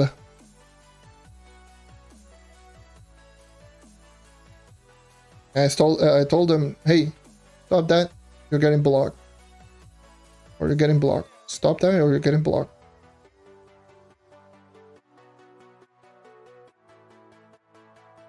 Yeah, no, don't take this so seriously. And like, no.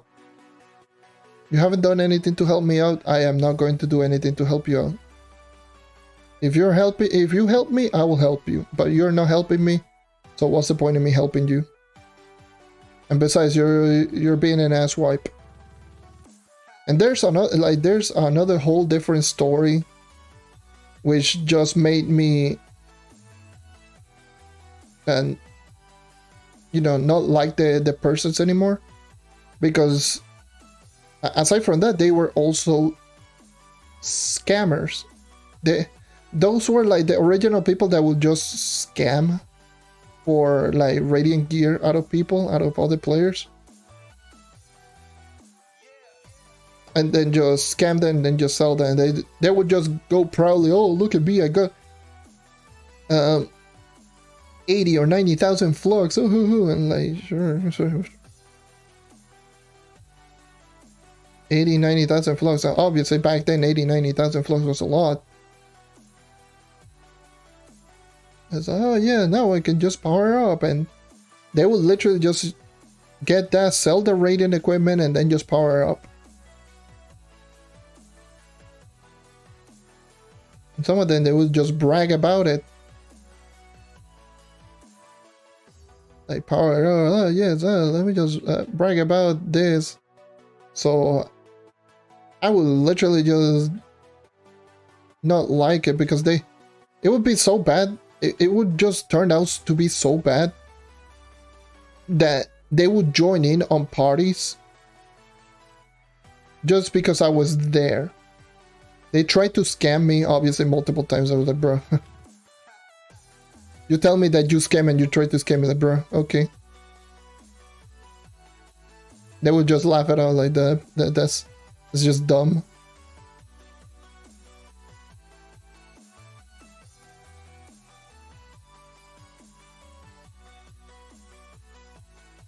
And because they would just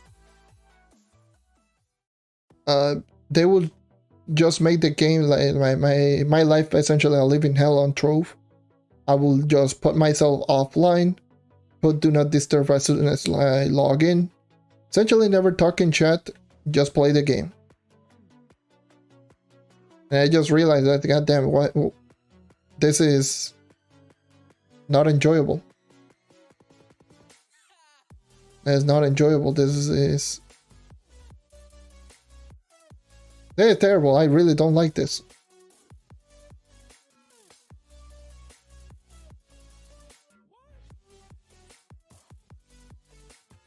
I remember like one of the friend of mine's. Goddamn. Because I will just tell them, hey, if this person joins, this person joins, this person joins. Obviously, these are the scammer. They're going to join in the party no matter what. Obviously, they're Puerto Ricans. And my friend is a troll. He is a big troll. He will piss you off like crazy.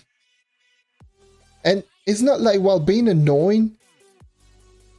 It's just like the type of things that he says, it just makes you question life, but at the same time, you try to insult him, and then he will insult himself, and then he will just insult you. And it's like, you cannot do anything about it.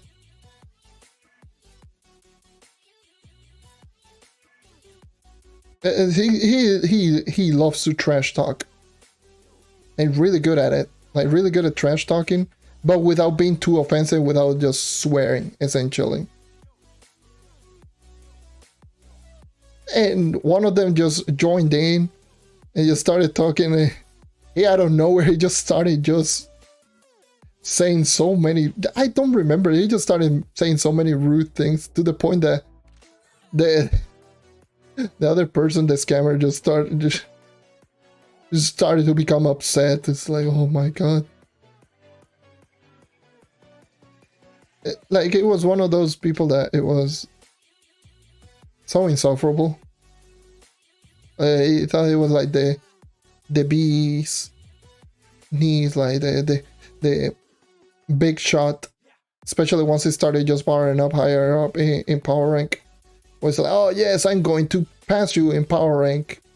And like, while scamming, and you're never going to do that, which, by the way, he never did. Yes, it's like, yes, I will make sure that you don't pass me up in power rank, and I will do that without scamming, and I did it. I remember, like, that was during the time that I got to top 10 in night in power rank. Like, I've been in top 10 night in power rank for like for 5 years now.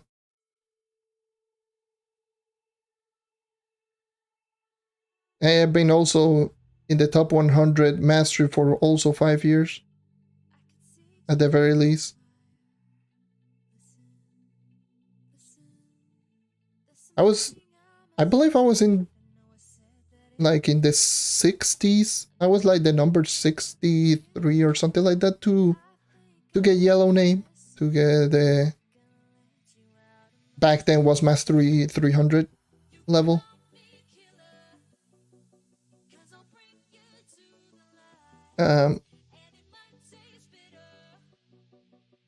So that happened. So yeah,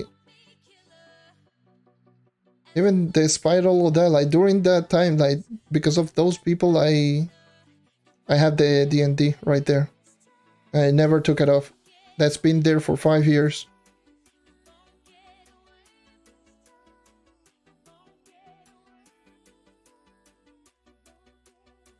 So yeah, that's the story of my Do Not Disturb. There's more behind it, but yeah, that's pretty much a TLDR version of it. There's so much more. Oh, there's so much more. How much attack speed do I have? I think I have like max attack speed to...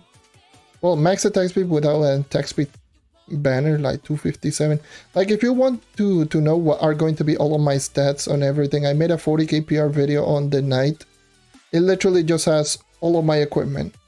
Everything that I'm wearing, the reason is I'm wearing all of my equipment. So if you want to see what I'm using with this character, I would highly suggest you check that video out. Nothing has changed from that video.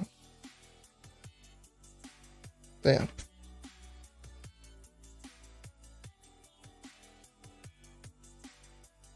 Yeah, for me personally, I only started carrying on the leaderboard when someone just start saying dumb things, but it was mainly back then.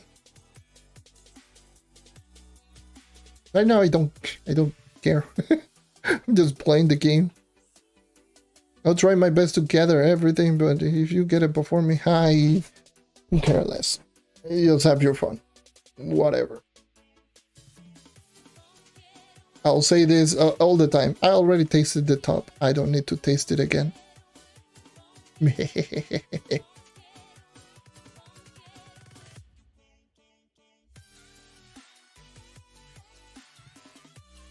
but yeah, back then, like when it came to powering, because they would just say so, like those people will just brag.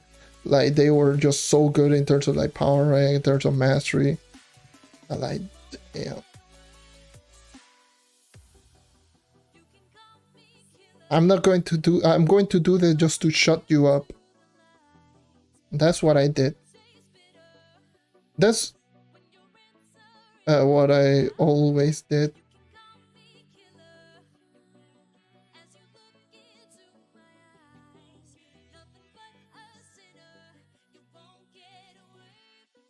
I sometimes do that because I find it funny, because people are just like, yeah. I'm like,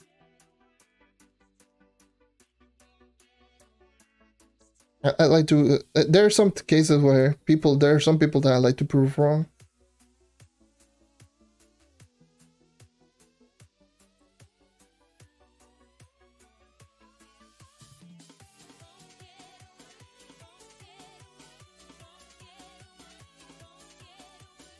Yeah, nowadays it's super easy to get far.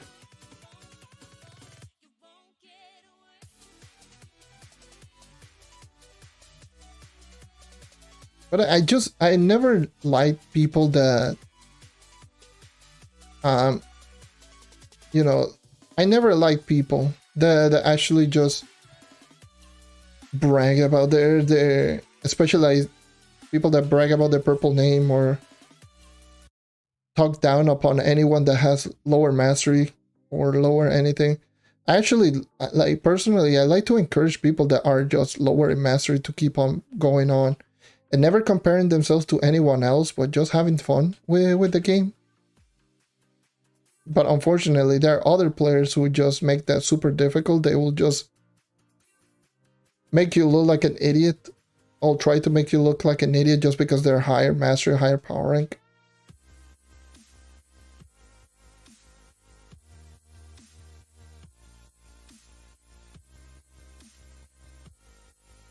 I've seen a lot. I've seen a lot of people like that.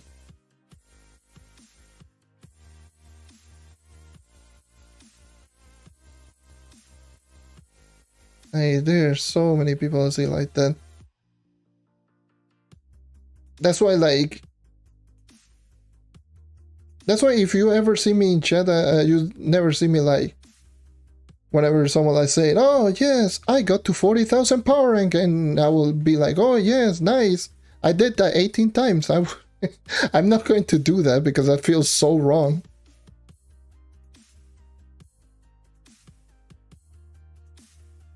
But you know that there are some people, even what we've seen in 32 people, that would just say, "Oh, I got this milestone," and some dickweed will say, "Oh, that's not too impressive." It's like, Jesus. I hate that. Like, I despise that so much. It makes you look bad, honestly. It really does.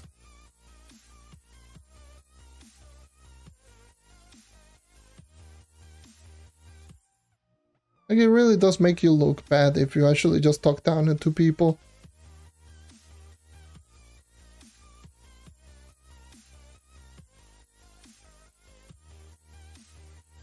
Because who knows, maybe you're going to get bored of the game, stop playing for, let's just say, a year, then come back, and then that same person that you talked down upon, maybe it's higher than you, okay? And then, who's the terrible player now? And those are, and yeah, unfortunately, those are the people that it's like, oh yes, Trove was just better in 2019, or Trove was just better in 2018 or 17 or whatever. The people that just played during that time and then just stopped playing, and then right now will say, yes, this year when I was playing, when I was at the top or whatever, this was the game at its best.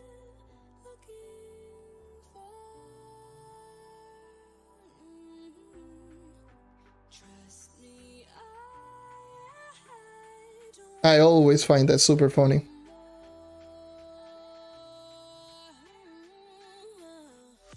The nostalgia lord. Oh boy. Let me not get started with the nostalgia lord. Holy Jesus. Back in my days,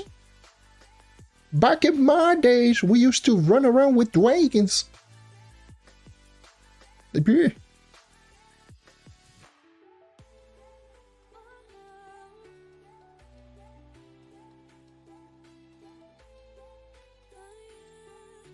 Yeah.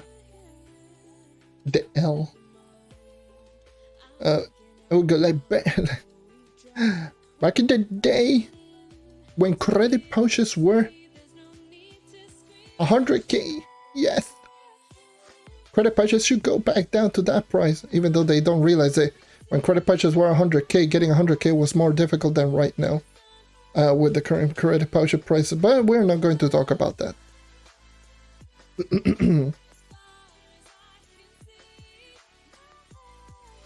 Oh, when people will just say, back in the day when this character was overpowered. And the character never actually got buffed or nerfed up until that point.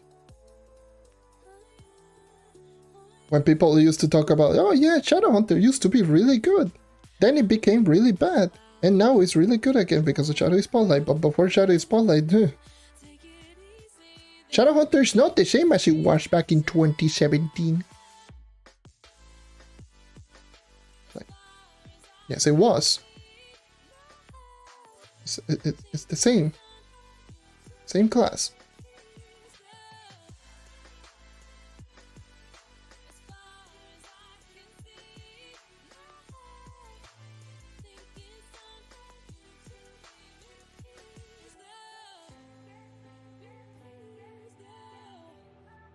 Yeah. I've been playing this game since since I was 22 years old. Or what was I? 22, 23? 22, 23. I don't remember. I actually forgot my age, bruh. I don't know how to count. And that happens.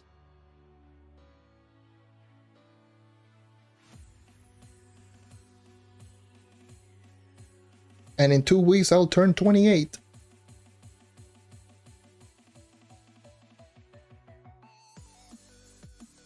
Which is crazy. Yeah.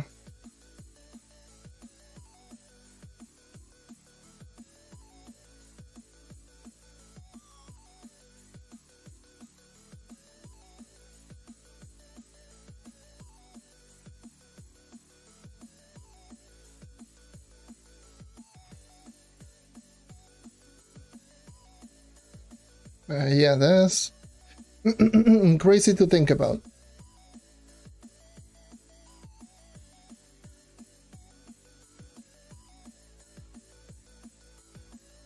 And it does happen.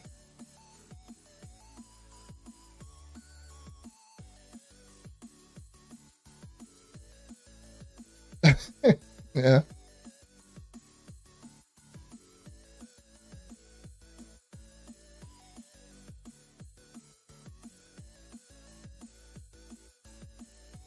Yeah, I was 22. I do remember now I was 22.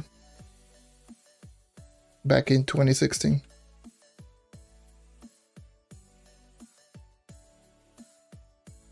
Yeah. That's very true.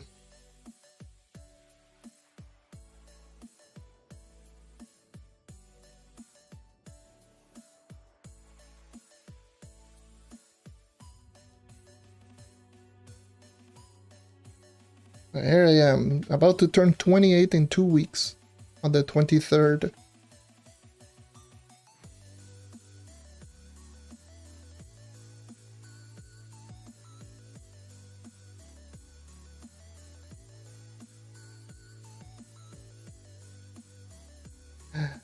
Oh boy, it's crazy. It's also crazy to think when I started playing Trove, like, the heck, one of my friends is about to have a goddamn kid. About to be born in the next couple of days. The dude's about to be a dad. Someone who I have known for 12 years. I'm like, damn, that's crazy.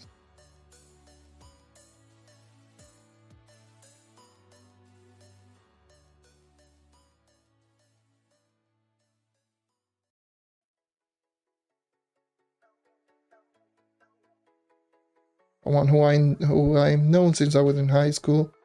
Other people that I've known. I remember someone sent me a message who was some of them that actually used to play back then. He sent me a voice message with a completely different gamer tag. It's like, oh bro, do you remember me? Like a complete, like someone who I didn't even recognize in the slightest. Like, who the hell are you? So I had to just scratch back and it's like, oh my god, it's this dude, this kid. I remember when you were 14.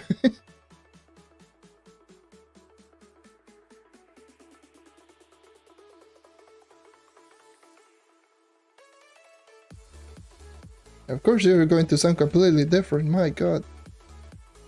With a different gamer tag, I'm like, huh? Who? What? It's like, hey, yeah, we're playing Trove again. Only play for like one day and then stop playing. Okay.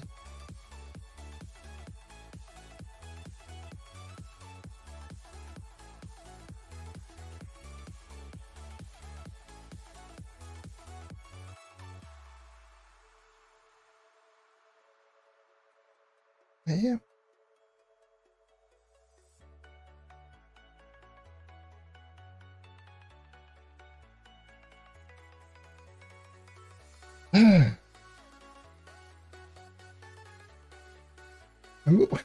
The funny thing is, like, it may sound like, oh yes, we're getting old, we're getting very old, oh my god, we're in the late 20s, where it's like,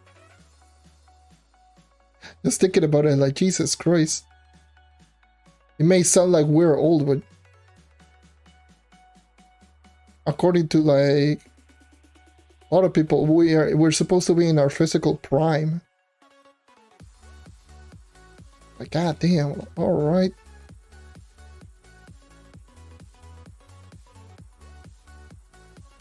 Turning 30, it's like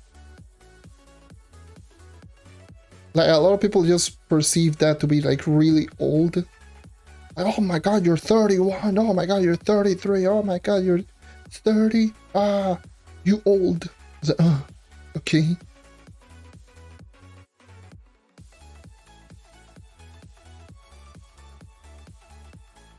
The perception of being someone in the late 20s, or heck, even the mid 20s, a lot of people perceive that to be like really old. Like, which is interesting because most of the people that are in the internet are like between 16 and 20, usually 16 and 21.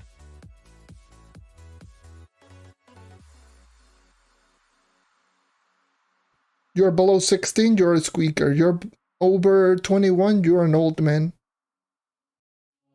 Or old woman or whatever.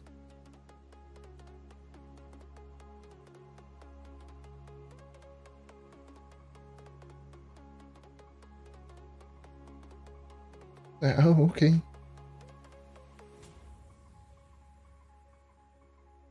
Very interesting to think about.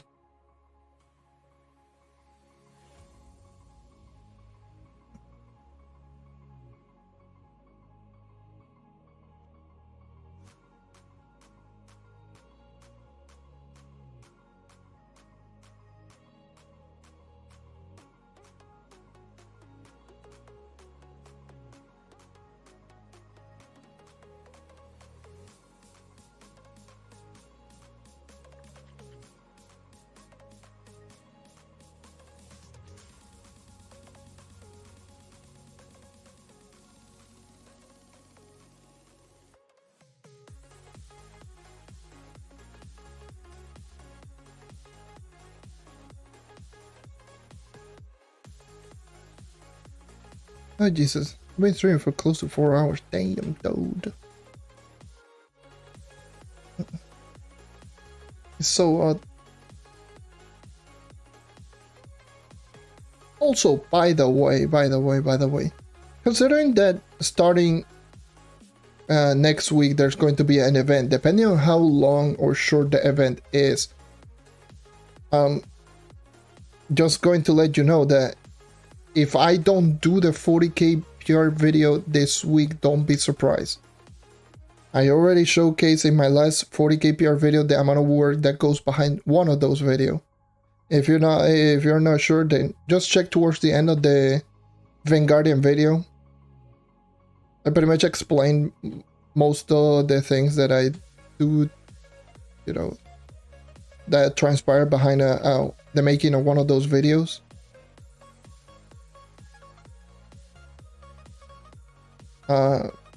So yeah, if I don't make one, don't be surprised.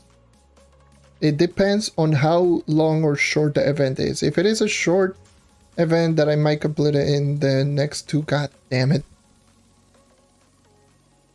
Jesus, YouTube, fix your bot problems. Bye. Jesus Christ, man.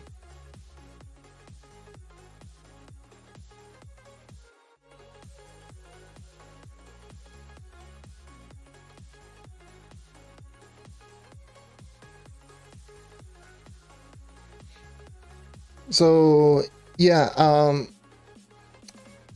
if I don't, it all depends on how long or short the event is. If it is a short event, and if I complete it maybe within 2 days, give or take, then I might be able to do the video as well. If the event is one of those events that is going to have an item that is super grindable, which I am going to assume it is, because every single event seems to have an extremely grindable item.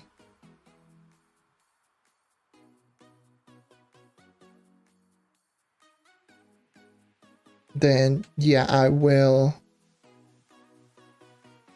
be able to just sit down and just maybe make the next 40k video.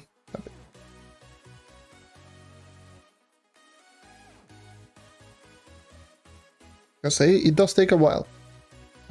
It's usually like 40 to 50 minutes of footage that gets trimmed down to like in the 30 minutes, or I trim down like 10 plus minutes of footage usually.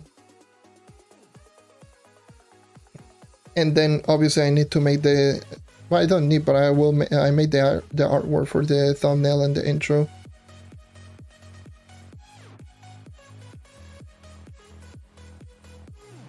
And I will have those 2 things.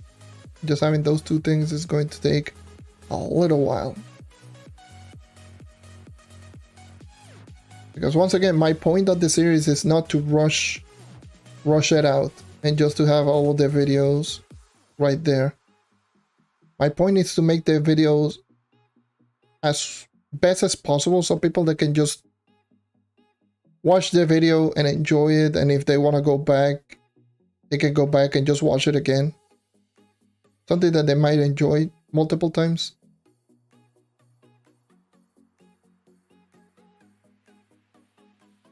Which I think is the better approach. Obviously, it's not the better approach in terms of growth for the channel, but it's definitely the better approach in terms of the video quality. I did mention this once I returned back, like from back then. When I returned from the 3-month hiatus from essentially moving from Puerto Rico here to the US, I did mention that my main focus is not going to be to just put out as many videos as possible. It's to put out the best videos that I can. Like if it is a watch, that it is something that you might enjoy, that is something that is good to watch, like good from the beginning to the end.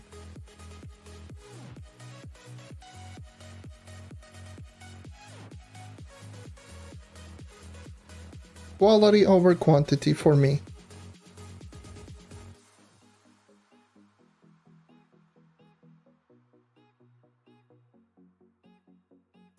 That's how I look at it for the videos. Because what's the point in just having more of the same? You know what I mean? Having more like the same thing. Oh, flux farming video. Oh, how to get this, how to get that. It's like, Why have more of the same?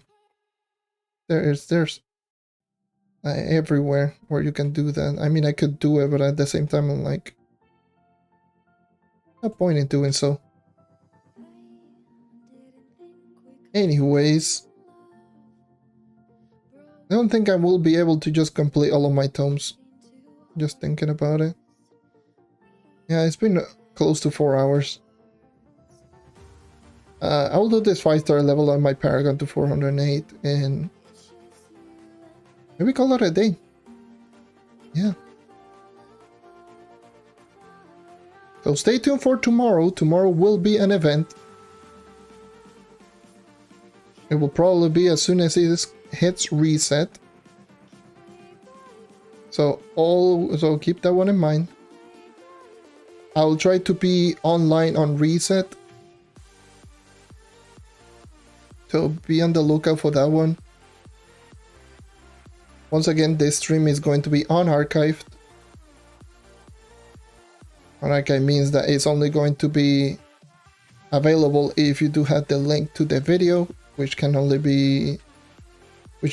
get it if you put it on your playlist. See the playlist, because there's a playlist for the unlisted live stream. Or just leave a like and just have that on your liked videos.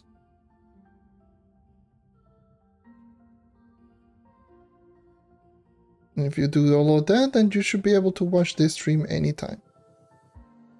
But with all that being said, that covers everything here. I am going to go into my club, just have this little screen right here, and maybe just talk, say my little bit of farewells in there. Ow! Ow! God damn, I need to stretch. Woo! I've been in this chair for 4 hours. My leg! My leg! My leg! Why?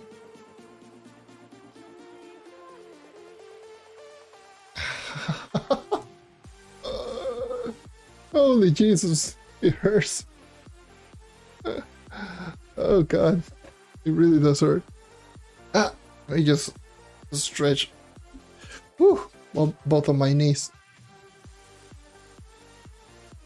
I'm gonna drink some water as well.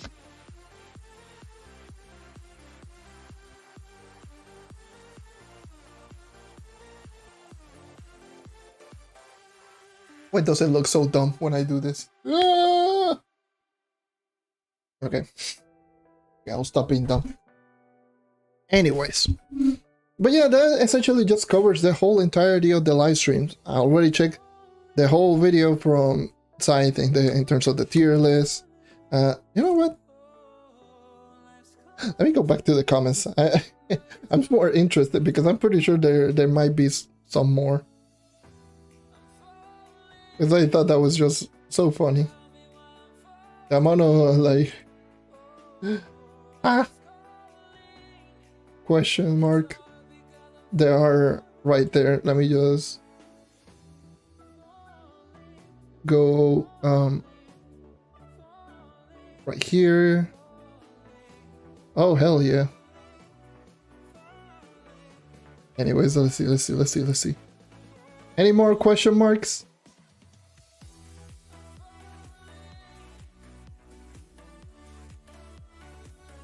Not necessarily. Neo Ninja suppresses class, nice joke.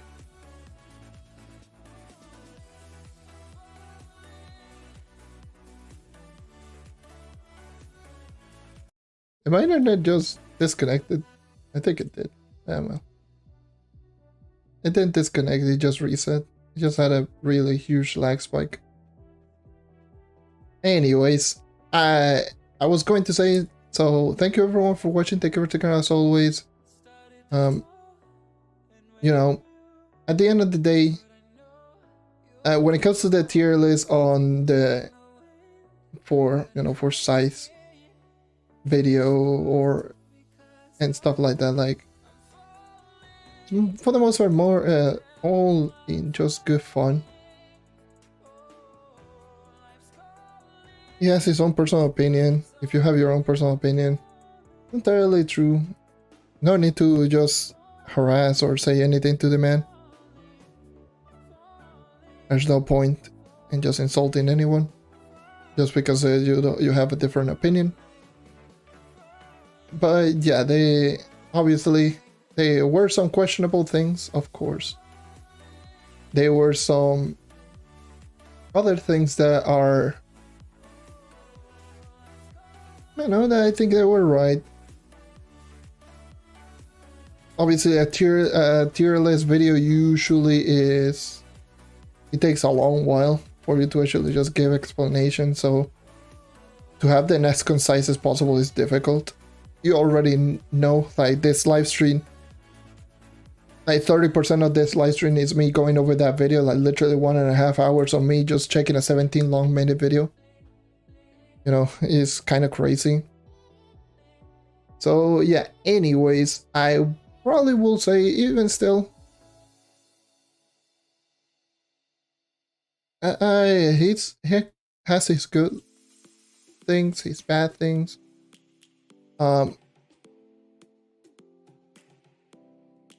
Obviously there are things that are just good, there are things that were just bad, but at the end of the day, it's just opinions, and that's how we are going to leave it. Anyways, with all that being said, thank you everyone for watching. Thank you for sticking around as always. Be sure to leave a like, subscribe for more content like this, and like always, I hope to see you guys next time. Take care and keep on hunting, and be on the lookout tomorrow for the event. I will try to be online on Reset, so stay tuned for that one. So, yeah.